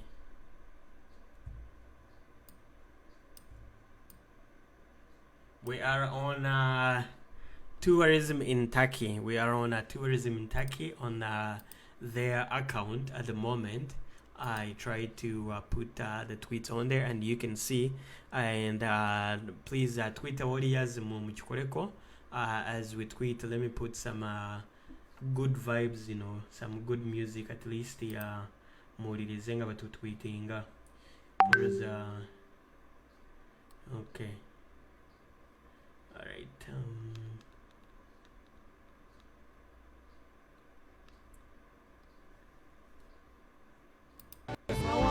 Tujugera muchenda mu mukaga abatuyita bayayibe kabawuza tubeera muge obuyombo bubimbu twasira neseme kampama po family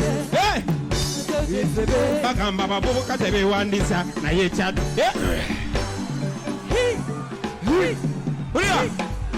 Chadondo Jenja Bujiri Arua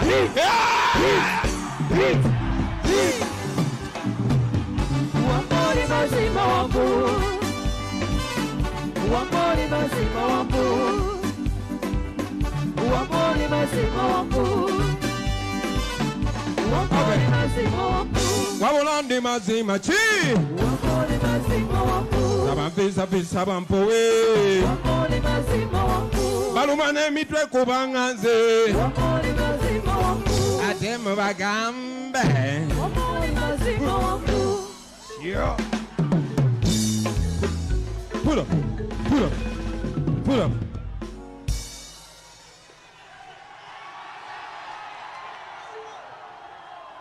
Masirika na mama musoke masirika Aisa basajja kabaka nesimye nate okufuna omukisa okukubiramu omuziki gwange ng'omwaka gugwako.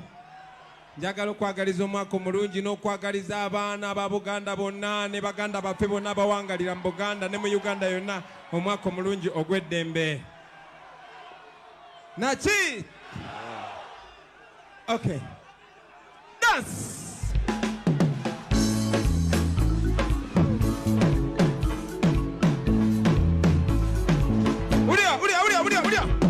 I get to you, you want this for you. I say get to you, this one for you. Boom!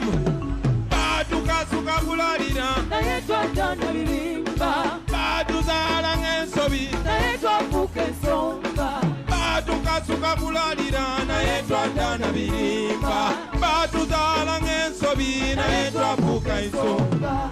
Wenda babude mugeto mulabanga kimuli ekimeze mu nkokoto one yakolanga mu wino yazimbye zake ebukoto one yakubwanga ekamocha yatuntuza kubanga onoonya musite imanye tibolemerako malako ebigambo bwowulira biwakanyeyo mulage Kutagulanyi. omuntu bwabanga azoganyeyo Mukwase Kyagulanyi. naye nga badukazuka bulalira naye twaddaana birimba baduzala ng'ensobi Naitwa Buke Songa. sibawulira badukazuka bulalira naye twaddaana birimba baduzala ng'ensobi naye Naitwa Buke Songa. abalemerako be balimalako tubolabanga twalemerako ne tukanoonya emisano nekiro nga tetupendeka wansi ne wane tukwa ne tuyitaba twagikolako ejacupana nebintu agikolako negiri gyabakana be abategerezi bakadeide abayitako magezi nga tebategedde batujereka ne batina nemirimu be gyetukola tegisana naye okukola tekulimba ai batukasuka kulalira Naitwa Dana Bilimba. baduzala ng'ensobi Naitwa Buke Songa. badukazuka bulalira naye twaddaana birimba baduzala ng'ensobi naye twafuka Songa. ebigambo bwowulira biwakanyeeyo mulage kukya Kyagulanyi. omuntu bw'abanga azoganyeeyo mukwase Kyagulanyi. ne bosi bw'abanga azoganyeeyo Mukwase Kyagulanyi. omuntu bw'abanga azoganye kulira Kyagulanyi. bw'obanga wazalibwa mu geto n'okulira mu geto osomera mu geto okolera mu geto bw'olobera mu geto n'osigala mu geto eye bakompulaya naye bw'ozalibwa mu geto n'okulira mu geto osobola okuyimuka n'okikirira geto bw'ova mu geto n'otula n'abakulu eyo yeddi Yo!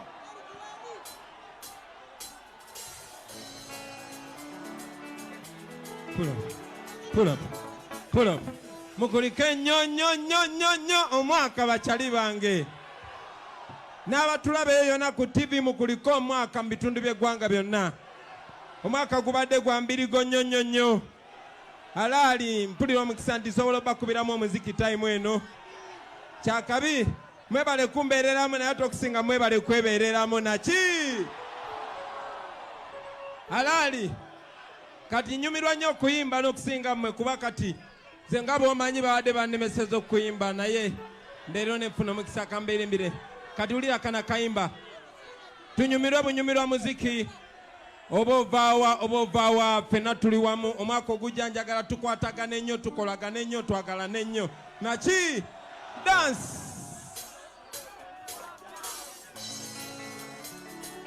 akamanyi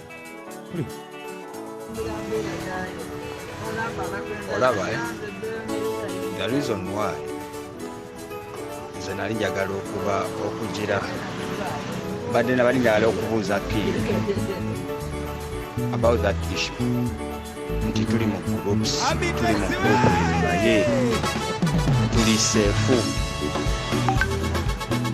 nali njagala okumubuuza kubanga tubaddeko mu groups nyingi abantu nebafuna enamba zaffe nebatandika okutwitiridetinga biki ekitegeeza tetulina nnyo kyamaanyi ninga omanya obujijjizi bw'abasajja babikibiki mulimu abantu abateekawo embeera ey'okutiisatiisa maani kyagalizokuteekako bunteeke natandika bajja mu groups ne bajjamu ennamba z'abaana ne batandika okubatiisatiisa tubaddeko mu groups ez'enjawulo ebyo byali byatukuba mu groups n'engeri tuba tuba oyagala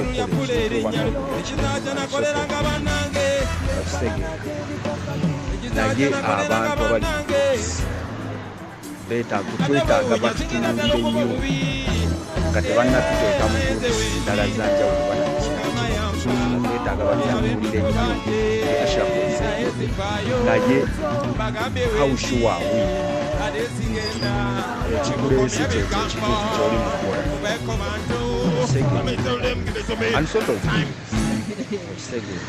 so twetaaga batutunuulire bongere okututunuulira okwekebeza n'okwetegereza simanyi bano mukirabo bamukirowooza kubanga kati eno ennamba bagiteeka ku lukale ennamba y'okujoininga groups naye nga tetumanyi kuba kuliko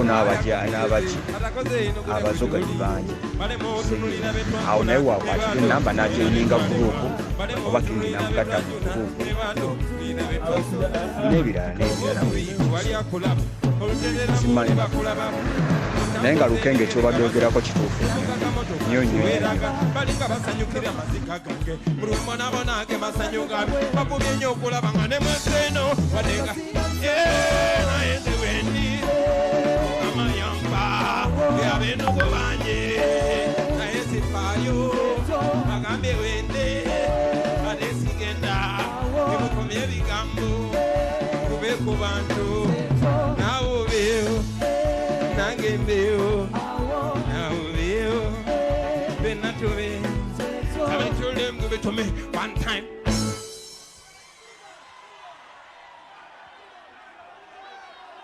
Those are never to let it out. I go come out come waka. Okay, very easy. Okay, dance. This is a message to the government expressing exactly what. Twakoye ebinyigiriza obulamu bwaffe ani alina akatambala bw'oba olina akatambala kawanike yonna langi gy'oyagala oba ya kyenvu oba myufu oba ya gurini wanika mu bbanga oba ku mukono gwo n'akatambala kala yonna ey'akatambala giwube langi yonna ey'akatambala giwube wadde ya yero akatambala kawube wadde ka bululu akatambala kawube wadde ka kyenvu akatambala kawube wadde ka gulini kalebambi kawube obumyufu buli wana bwe buube wanika boti mwana wa tata twakoye ebinyigiriza obutamu bwaffe mutumalako eddembe lyaffe uganda yetambula yedda mabega mutuse n'okutwetamya eggwanga lyaffe mulimba mutufuga bubi nnyo nammwe tetuganye mwalwana mu nsiko naye gwe omwana gwe wasanga nga tanazaalibwa kati naye yazaala nadda kino mukiŋambire muzeeyi abamutuukako ne bazeeyi banne bamugambeko eno ensonga kyamunyo gyalemeddeko uganda yonna yenyamidde eyalinga demokurasi bagivuluga eyalinga demokurasi bagivuluga kati yafuuka hipokurisi eyali fundamental change bagizaalawa bagifudde no change ensonga ez'abalwanya kati bazibuukako nammwe eyali omuyimbi babingobako kale n'omuziki gwange bagu. Yes, Twitter audio. We have switched to the place where we are tweeting from. We're tweeting on a Turkish airline. Ngaba mujiraba. Link tugitaddeyo. Twetaagayo tweets endala 10 eri tumazeeyo mwebale omulimu gwe mukoze. Gwali tuvuddeyo mu bwangu. So we are on a different place now. We are tweeting on a Turkish airline. we are tweeting on a Turkish airline. Those who are in a group, in a Twitter warriors, ababadde nga bali mu kutweetinga abalala mugire mukyuse kati tugenze kugundi ku Turkish airline. So you guys should have all that information nga bwe tugenda maaso. Kanyongezeyo ka volume ne wano tukikube mugundi mu bwangu. Katukikubeko mu bwangu tumalirize. Purpose of the Constitution. When the government disrespect the Constitution, where is my freedom of expression? When you chat me because of my expression, see what you're doing to our nation. What are you teaching the future generation? See our leaders become misleaders. See our mentors become tormentors. Freedom fighters become dictators. We are fighting for freedom. We are fighting for freedom. We are fighting for freedom. Yaga. We are fighting for freedom. Okay, listen. Nange buno kambubalekere ng'obubaka bw'omwaka mwana. Kuba buli mukisa gwenfuna bajagala mbabuse naki? Okay, bulia. Mukimanye nti okununula eggwanga kitukakatako abaana ba Uganda ffenna. Okununula eggwanga mulimu gwaffe abaana ba Uganda. Nkiddamu n'okununula eggwanga kitukakatako abaana ba Uganda.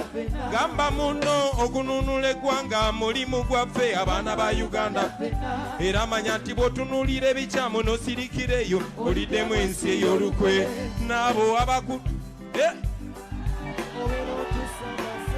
naffe abakukikirira gwe n'otufisa obeera otusagase. Naffe abamira omwoyo gwe n'osirika obeera otusagase. Kiddamu nti bwe njogerako ate gwe n'osirika obeera otusagase. Gamba muno nti bwe ntomera akasajja gwe n'osirika obeera otusagase. Naffe abaana tunulira ekyamu n'osirikireyo oliddemu ensi yo.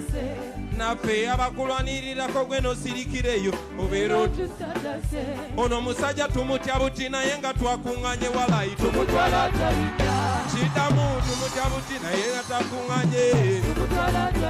Kiddamu tumutya buti naye nga twakuŋŋanye. Tumutwala talita. Twakuŋŋanye. Tumutwala talita. Sibawulira tumutya buti naye nga twakuŋŋanye. Tumutwala talita. Yes, sir. Ekyo kimala ndowooza. Ekyo kimala. Yeah. Kimala. Put up. Yeah. Kale kati musirike. Njagala mbayimbire nga musirise. Kuba guno gwe mukisa nange gwe nfuna okubawa obubaka. Tekikyambeerera kyangu bayimbira buyimba. Kati musirike kano munyambe mukawulire dance. Naddala mu abavubuka. It was 9th of October 1962 when this country was born, so beautiful and endowed with the promise of democracy, with unity in diversity, different tribes, different religions. My brother is a Nubian, I'm a Muganda. My brother is a Muslim, I'm a Catholic.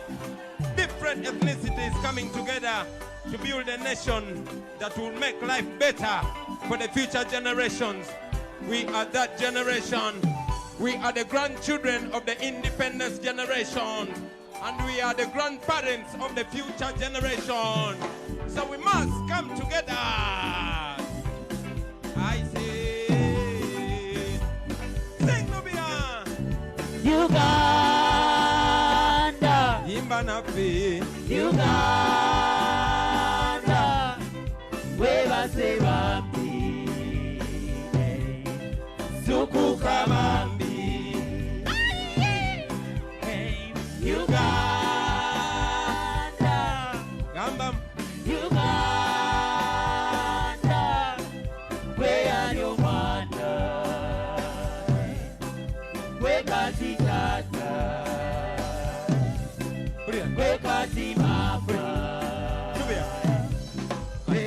Nzembasaba tube mu ggwanga etto naye nga tulowooza ng'abakulu twewale n'okuyiga obuyisa bw'abo abafuzi abajjudde omululu tutome n'empenda empya ezikuza eggwanga erijjudde amabavu kyaba wejjukize mu mutima gwe Uganda ne gamba munno akuliraanye nti ffe Buganda ne kiddemu kimugambe ffe Uganda ne Uganda.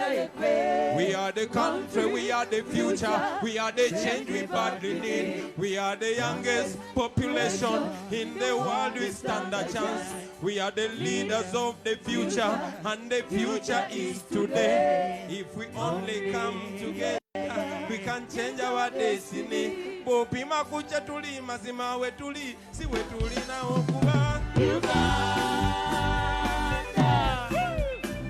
Uganda weba seba sukuka bambi Uganda kade mwako Uganda where your mother where party tata where party mama.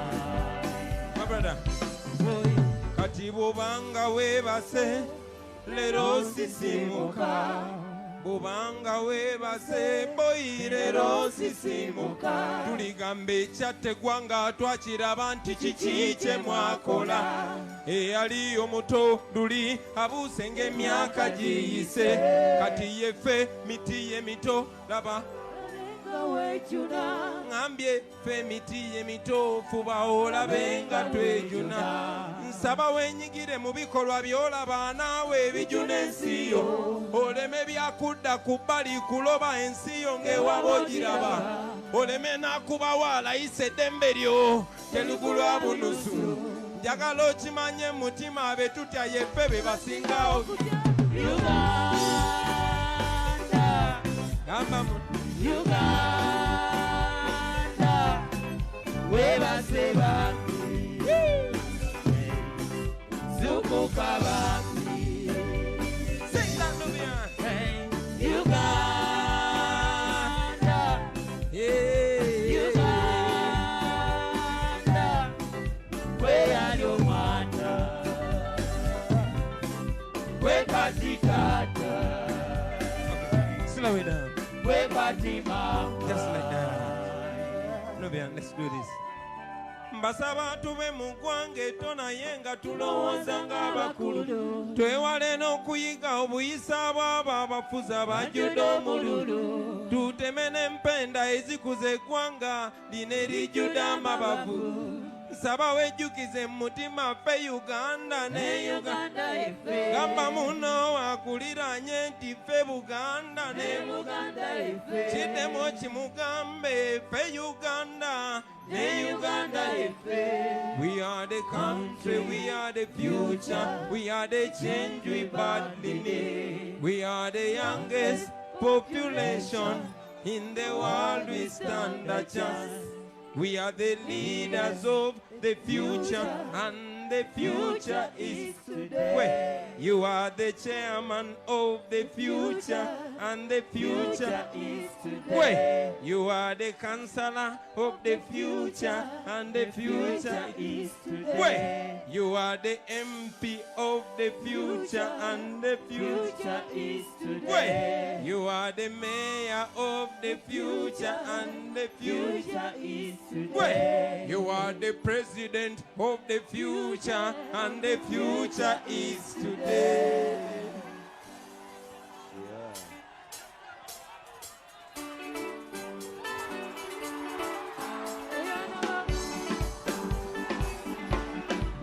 Hey, Alama!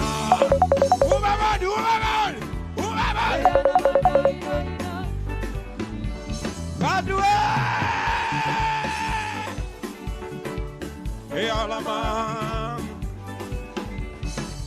Olera amasoko buli wengala banze yasi sunshine nendowooza bwe kibeera baby nga you are mine kuba luliwe nakusanga nga tuli mu dance Nekusaba tuzineko nawe umonyigo squeeze Bako bache ngamba Ola bikanga tanchenga Baby manya body joyenda Tejuku wakabunonenda One day you say it is on the kanya Another day you say it is One day you say it is on the kanya Another day you say it Anya de pingwa itile mochonya olinganga Naenga chale Nechana chale ngama Singana linjina wakabogo Kugambe chalenga Chagula chalenga babe Singana linjina Jensaba tolo vera kubana balala kubana ngewe Kugambe tolo vera kubana balala kubana ngewe Zesiri muntu wakwembulisa na inga wakawali Zesiri muntu wakola fujo na inga wakawali Zesiri muntu wakasuka mainja na inga wakawali Zesiri muntu wa mundu zino na inga wakawali Webonda bondele wonda bobutono na ematu mwini Bana abanigo balaba bapiko munyama na iwakawa Nolumu bakwanisa sente namala na kufuga Nolumu bakwanisa sente namala na kufuga Nolumu bakwanisa sente namala na Olundi bakwanisa mundu namala na kufuga Nolumu bakozesa mundu namala na kufuga Abasajja bakozesa mundu namala na kufuga Are you ready? Yes sir. Naenga charenga charenga mama ngana lindira mwaka huko Agambaja ngugambe charenga charenga basi ngana lindira mwaka huko nalibandega ndeja masapo ngakube mpola mpola Patrick we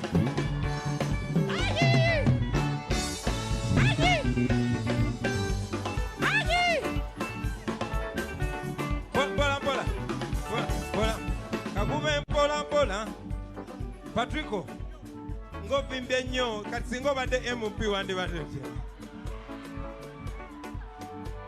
naye uli nako kakubira muko muziki kabe ngukubira ba MP banange nga tuli eri jagano kwebaza ba MP abalwanirira omuziki kana kayimba bakaita chalenga kana kayimba twakayimba mu nnimi eza Uganda 10 ne wankubadde bakagana naye tekayina buzibu kanka kubiremu Ai, amaso go buli wengala banze ya sisansha Mulekaje, nindozi, mulekaje, you mama Na kuba dance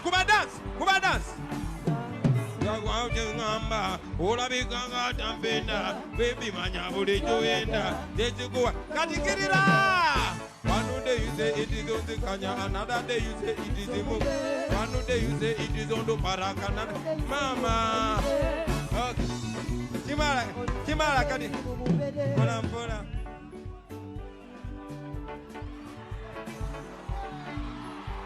Yes sir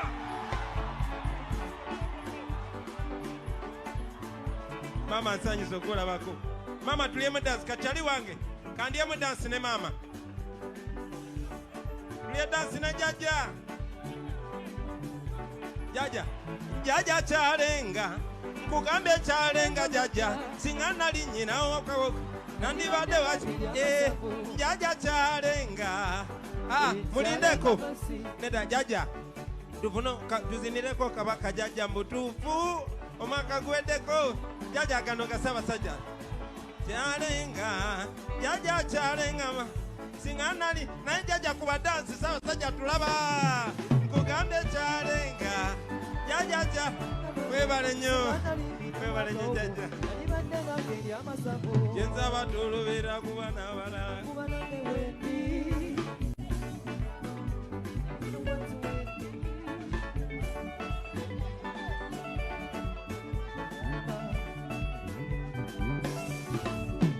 Nebola bando kopyange ya miraka sidima nyinga mkwano Nebole tazingule dazi katapira wano tonzi jao Nebole tabirole vyati agasi Nebole tabirole vyati agasi Nebole tabirole vyati agasi wano tonzi jao Nebole tabirole vyati agasi Sibaulira Nebole tabirole vyati agasi Eranda ira muganyabo kenda ide era ndayira muganyabo yetuga naye nambe kyalenga bulo mwebale nnyo mwebalire ddala mwebale kuma mirembe mwebale kubeera bampisa lindako okay kakati muwulirize bakyali bange njagala nnyo tukuba omuziki naye nga tuguyigamu mwana mukume emirembe mukume empisa bakyali bange tusobole okulaga ekifaananyi ekirungi kuba bangi baagala tulaba nga abakozi ba fujjo basobole otukolako effujjo mwekuume tutekewo ekifaananyi ekyaffe twagala ensi tulabe nga bwe twagala batulabe naki era omwaka ogujja njagala muleme kugwamu ssuubi buli omu abeere n'essuubi lazima olutalo nga luwedde tugenda kwambala engule kampite nubiani kamia hildaman buli omu ateka omukono gwe waggulu bwoti bw'obanga okkiriza tojja kulaba kwenunula mu bulamu bwo ng'okyali ku nsi kuno wanika omukono gwe waggulu bw'obanga okkiriza teggwanga lyaffe lisobola okutereera nga tetuyiye musaayi olutalo nga luwedde tuliyambala engule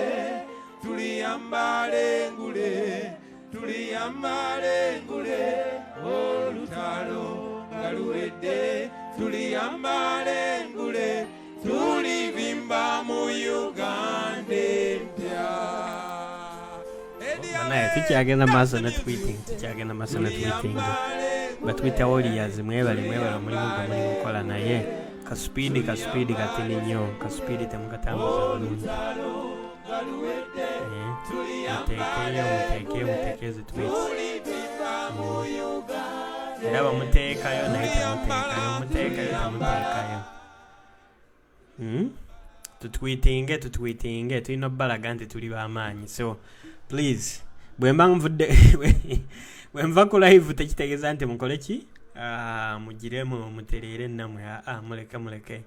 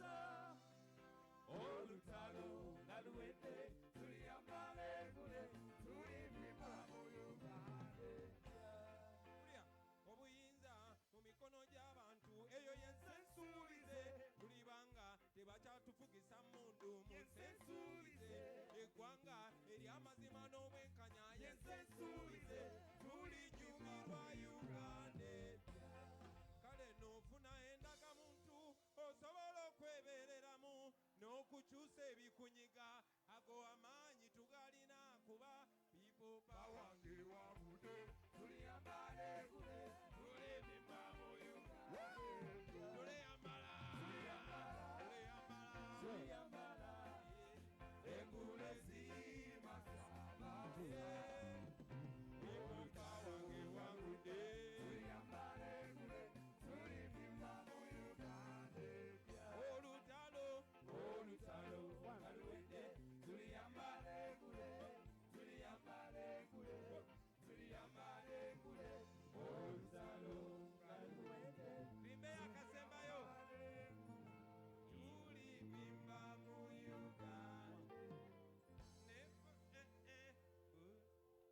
Sir, tuanze nnyo. Akalulu kabomai. Njogera mu kyenda mu mukaaga nga batuyita bayayibe nga bawuza tubeera muge obuyombo bubi butwasira nesemekampa mabo family bagamba bavubuka tebeewandisa naye ekyadu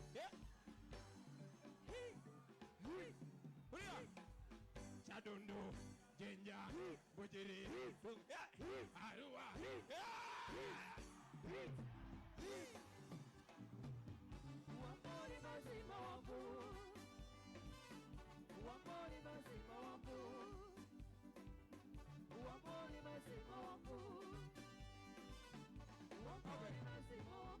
Wawolande mazima chi. Sabamfisa bampowe. Balumane mitwe kubangaze. Atemu bagambe. Yeah. Pull up.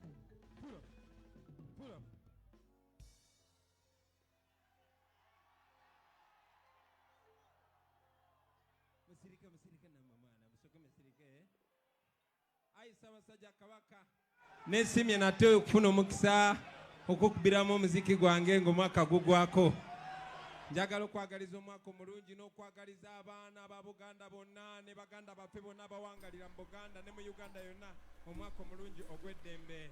Nkomyewo. Omayi tulina zi live videos nyingi. We have to keep all of you busy. Tulina ba keeping up busy mwe bantu mwe. You guys cannot run away from us. Abali wano just okuwuliriza music. Musoke mubefeeko. Fazil abadde ankubiddeko ku simu so and he's on live video so mbadde nga nimukwogera ne Fazil. Naye tugende maaso. Let's keep going. Tulina before we tuli mu kutweetinga. Twitter warriors muliwa. Kamba kebereko mu group zonna kubanga ndaba abasinga bali eyo mwebase. Speed si amaanyi. Okay, kandabe.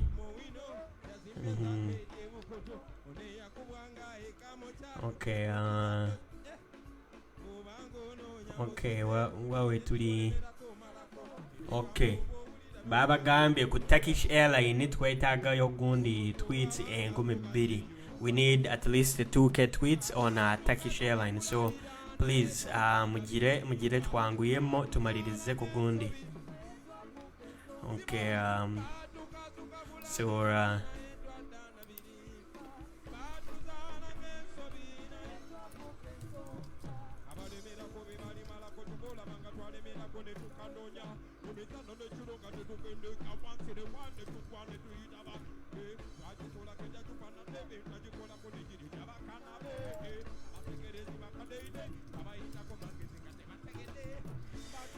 okay, yes, tugire tutambuze ku speed.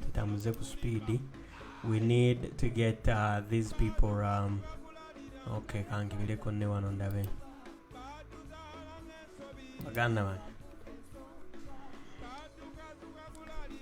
But Twitter warriors kansubire temuli wano ku gundi ya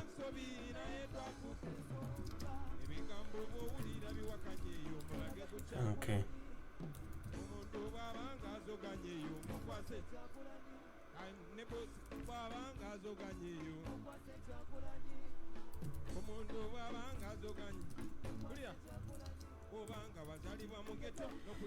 Ay.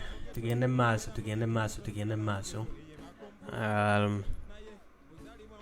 Okay.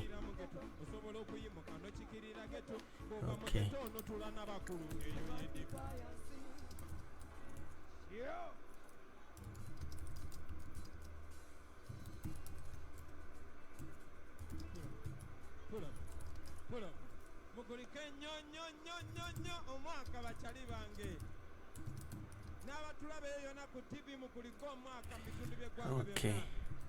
omwaka gubadde Alright, abali ku ndoza bama bali ku JB Muwonge muyinza kuba nga mwetaaga ku link here again, so let me share the link on JB Muwonge. So yeah, tewali kuzikiza. Let me turn up the music tugire tumalirize within like actually nandigize kuba nkyalinawo ogundi essaawa endala 2 ze tulina okuvaayo ne tubaako kye tukola, so ambaweeka music tusooke tumalirize music and then tupulaninge programu endala enaaba ng'esigadde. Tukyalinawo programu nyingi ezibulako. Okay, ambakubireyo eddakiika 10 olwo tugire tukomewo ku programu endala mu luvannyuma nga lw'essaawa emu. Yes, in about an hour. Naye abaliko mutwitinge banaye mwongeze ka speed ye bwe tukomawo ku gundi kwa eno live. Netaka ku making sure that by the time we finish the live we are at least done with like nga tumaliriza nezi tweets eziwera kwa at least tuberenga mu 1500 tuberenga those tweets as 2k.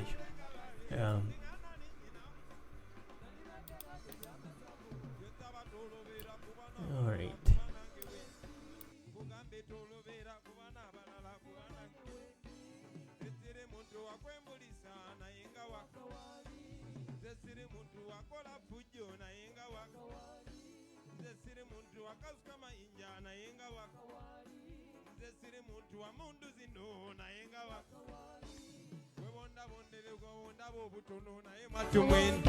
Bana abanigo balaba abapika obunyama naye wakawa n'olumu bakwanisa sente n'amala n'akufuga n'olumu bakwanisa sente n'amala n'akufuga olumu bakwanisa sente n'amala olundi bakwanisa mundu n'amala n'akufuga n'olumu bakozesa mundu n'amala n'akufuga abasajja bakozesa mundu n'amala n'akufuga.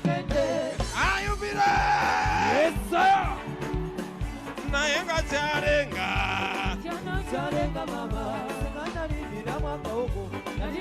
Agambe aja. Ngugambe charenga. Charenga basi. Ngakube mpola mpola. Patrick we.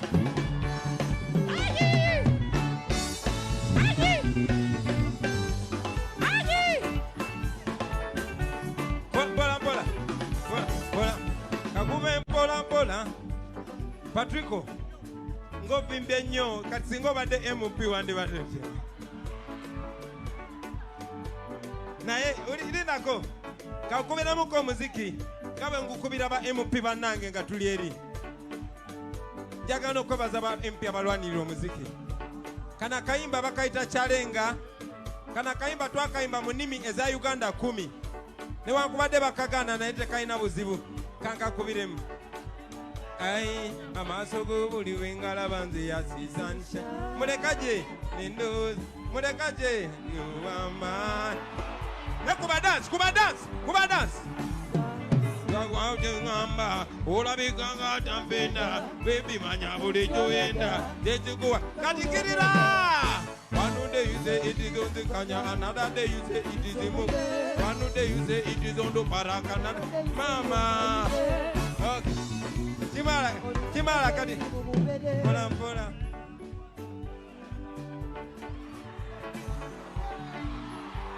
Yes, sir!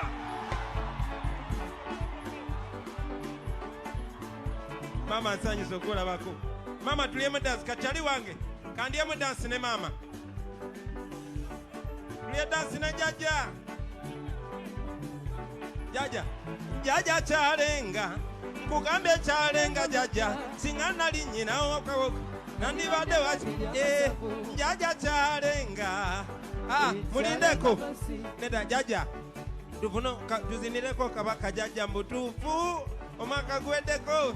jaja gano gasaba sajja chalenga jaja chalenga singanali naye jaja kuba dansi saba sajja tulaba nkugambe chalenga jaja cha webale nnyo jaja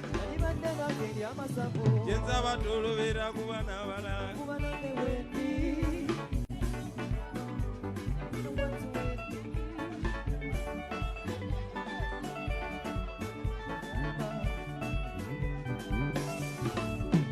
Nebola bando kopyange ya miraka sidima nyinga mukwano Nebole tazingule dazi katapira wano tonzi jao Nebole tabirole vyati agasi Nebole tabirole vyati agasi Nebole tabirole vyati agasi wano tonzi jao Nebole tabirole vyati agasi Sibaulira Nebole tabirole vyati agasi Eranda ira muganyabo kenda ide Eranda ira muganyabo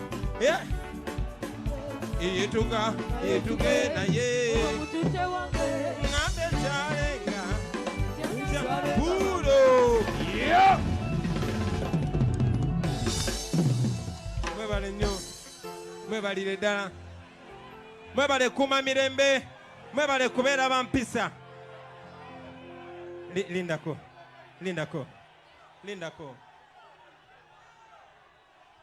Okay kakati muwulirize bakyali bange njagala nnyo tukuba omuziki naye nga tuguyigamu mwana mukume emirembe mukume empisa bakyali bange tusobole okulaga ekifaananyi ekirungi kuba bangi baagala tulaba nga abakozi ba ffujjo basobole otukolako effujjo mwekuume tutekewo ekifaananyi ekyaffe twagala ensi tulabe nga bwe twagala batulabe naki era omwaka ogujja njagala muleme kugwamu ssuubi buli omu abeere n'essuubi lazima olutalo nga luwedde tugenda kwambala engule kampite nubiani kamya hildaman buli omu ateka omukono gwe waggulu bwoti bw'obanga okkiriza tojja kulaba kwenunula mu bulamu bwo ng'okyali ku nsi kuno wanika omukono gwo waggulu bw'obanga okkiriza teggwanga lyaffe lisobola okutereera nga tetuyiye musaayi olutalo nga luwedde tuliyambala engule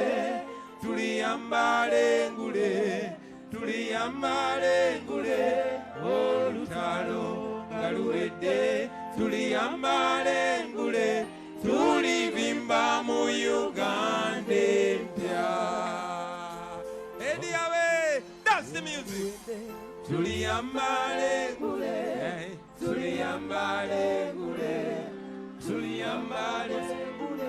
olutalo nga luwedde tuliyambala engule tulivimba mu Uganda empya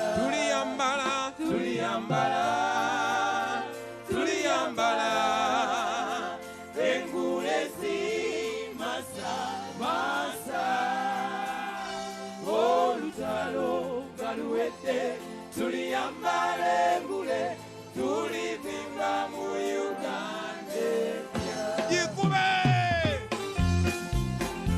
yindama yaka iniyabe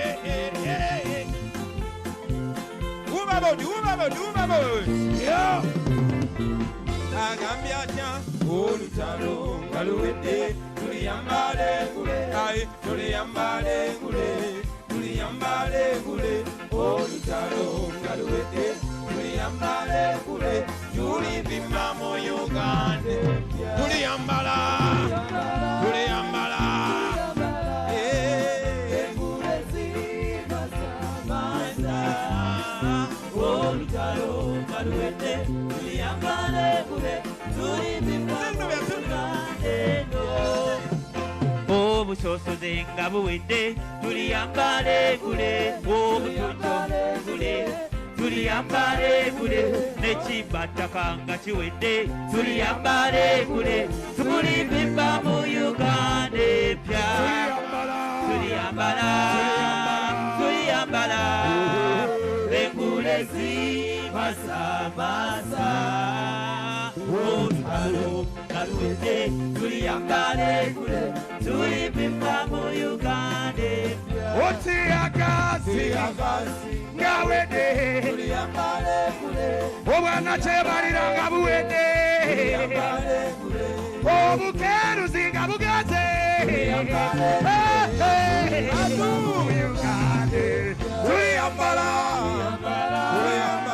tuliyambala engule zimasamasa olutalo nga luwedde tuliyambale kule tulipimba mu Uganda obuyinza mu mikono gy'abantu eyo yensensuubize tulibanga tebakyatufugisa mundu mu nsensuubize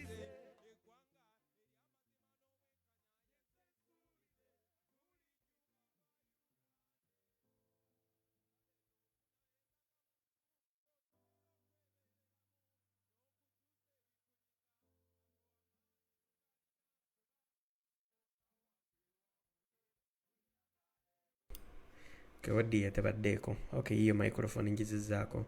Anyways, mbadde ngamba nti speed bannaye tuongezemo ku speed. Yes. Tukyabuzaayo 1650 tweets. You guys let us do the work. Kandabe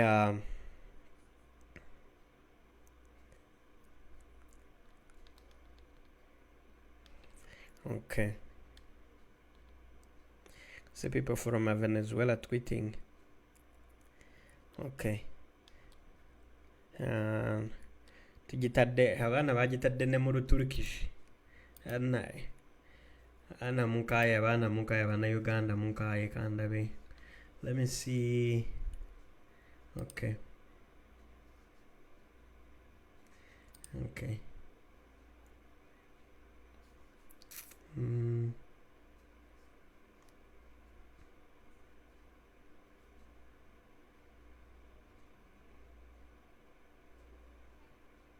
Yes, kwa kugondi abali ba Twitter audience abali mu group abadagamba nti okola kinti according to Muwada nti Fred Lumbuye is now known internationally. Yes, kitufu. So what we are going to do, we are going to be moving on tweeting on each and every embassies in like the Turkish embassies in different places. Kitufu. So even like international Amnesty and all those international organizations for human rights. So we are going to be looking into it. Naye kati sawa zino katusoke tumalirize wano ku Turkish airline, and then we are going to be moving on to different places. So kandabe tuliwa okay. Yes, abooluganda mwebale nyaba bali mu kutweetinga namwe abakyusiza olulimi mu Turkish babakoze ki mwenna mwebale nnyo tuteekemu amaanyi tulabe nti tukikozeeko. Ndabe waliwo okay. So tukyabuzaayo, we still have a long way to go. naye mwebale nnyo abali mu kutweetinga mwebale nnyo. Muli mukola omulimu gw'amaanyi naye tugire nga tutweetinga. For me, I'm going to be finishing up this live now, and then I will come back again on this live to continue with tweeting. So sawa zino kansoke mbalekemo. Let me leave you guys to continue with tweeting, and then I will come back again so we can continue from where we are. So please keep tweeting, and then hopefully by the time I come back, we're going to have enough tweets already done. So kandabe ekirungi it's very easier to check those who are tweeting and those who are not tweeting. So tubalaba tuli mu bamonitoringa mwena abatali mu kutweetinga. So please mwebale nnyo naye kansubire nti muli mukikola kulwa gundi kulwensi yamwe.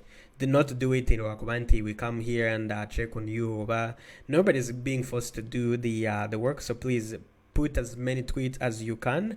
Try to put as many pictures as you can until we get to see our brother is freed. So please, mugende maso no tweeting. Go ahead with tweeting, and then we'll see how far we can go today. Na ye tukyalina omulimo gw'amaanyi. We still have many things to do.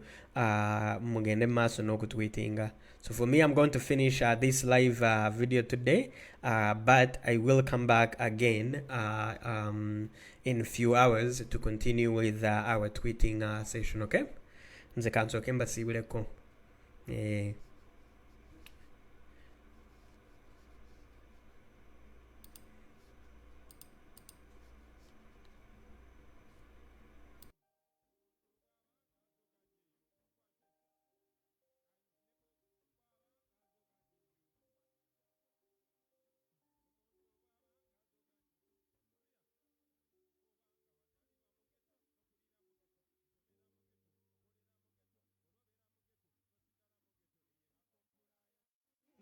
Buzalibwa mu ghetto n'okulira mu ghetto osobola okuyimuka n'okikirira ghetto bw'ova mu ghetto n'otula n'abakulu eyo yedde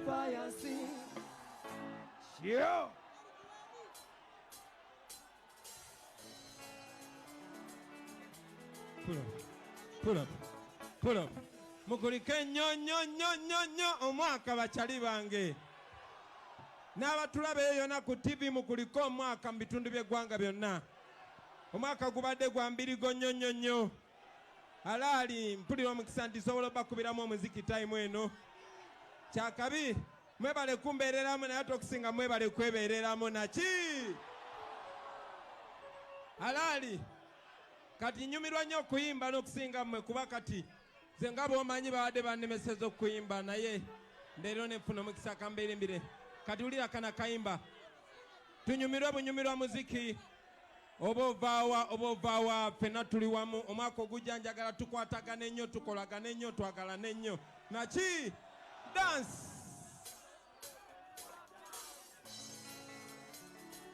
akamanyi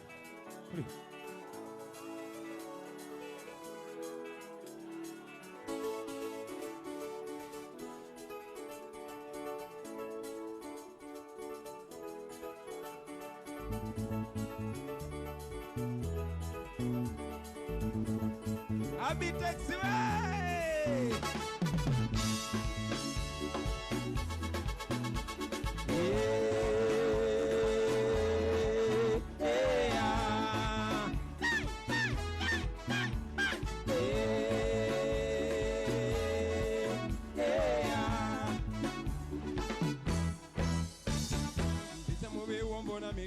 Olabika konga nange omuntu enaku gye ndabe musiitetendwa naye kutoba nnyo nange mbeewo omulimu gw'esikoze teguliyo wadde ng'emyaka gikyali mivubuka banange bangi nalaba abajera nembakwatako nabo babeeyo kati be banfudde emboozi bulijembe buli kalungi ke nfuna kabanyiisa olya naye nkejje nkalirire lumabika lulya fula erinnya ekizaaca nakoleranga bannange ekizaaca nakoleranga bannange ate weewuunya singira ddala okuba obubi naye nze wendi mukama yampa ab'endugo bange naye sifaayo bagambye wendi ate sigenda emukomya ebigambo mubeeko bantu let me tell them give it to me one time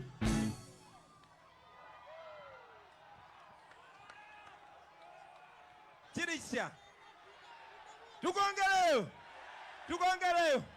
pulira buli omu aba n'omukisa gwe obulamu obugosi gwe gwange ate buli omu ali akuntuyoze atakoze eno gulya gwe toli balemu otunulira be twakola ne bade otunulira be twalemwa balemu otunulira be twajuna ne bade otunulira be twasoaba oba obubi tewali akulaba olutereramu ne bakulaba otambuliza ebigere nga baseka kamotoka nti weeraga balinga basanyukira amazika gange buli mbonabonange masanyu gabe bakubye nnyo okulaba nga ne mweseno wadenga naye nze wendi mukama yampa ab'endugo bange naye sifaayo bagambe wende ate sigenda emukomya ebigambo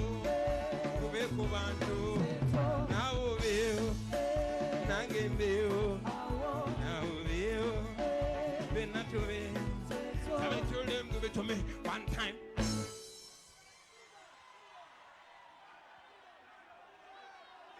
Noza ne bwetulekerawo ako kamalako mwaka. Okay, mbere easy. Okay, dance. This is a message to the government expressing exactly what twakoye ebinyigiriza obulamu bwaffe. Ani alina akatambala, bw'oba olina akatambala kawanike yonna langi gy'oyagala, oba ya kyenvu oba myufu oba ya green, wanika mu bbanga. Oba ku mukono gwo n'akatambala kala yonna ey'akatambala giwube, langi yonna ey'akatambala giwube, wadde ya yero akatambala kawube, wadde ka bululu akatambala kawube, wadde ka kyenvu akatambala kawube, wadde ka gulini kaleba mbi kawube, obumyufu buli wana bwe buube, wanika bodi mwana wa taata. Twakoye ebinyigiriza obutamu bwaffe, mutumalako eddembe lyaffe. Uganda yetambula yedda mabega, mutuse n'okutwetamya eggwanga lyaffe. Mulimba mutufuga bubi nnyo nammwe, tetuganye mwalwana mu nsiko. Naye gwe omwana gwe wasanga nga tanazaalibwa, kati naye yazaala nadda. Kino mukiŋŋambire muzeeyi abamutuukako, ne bazeeyi banne bamugambeko. Eno ensonga kyamu nnyo gyalemeddeko, Uganda yonna yenyamidde. Eyalinga demokurasi badivuluga, eyalinga demokurasi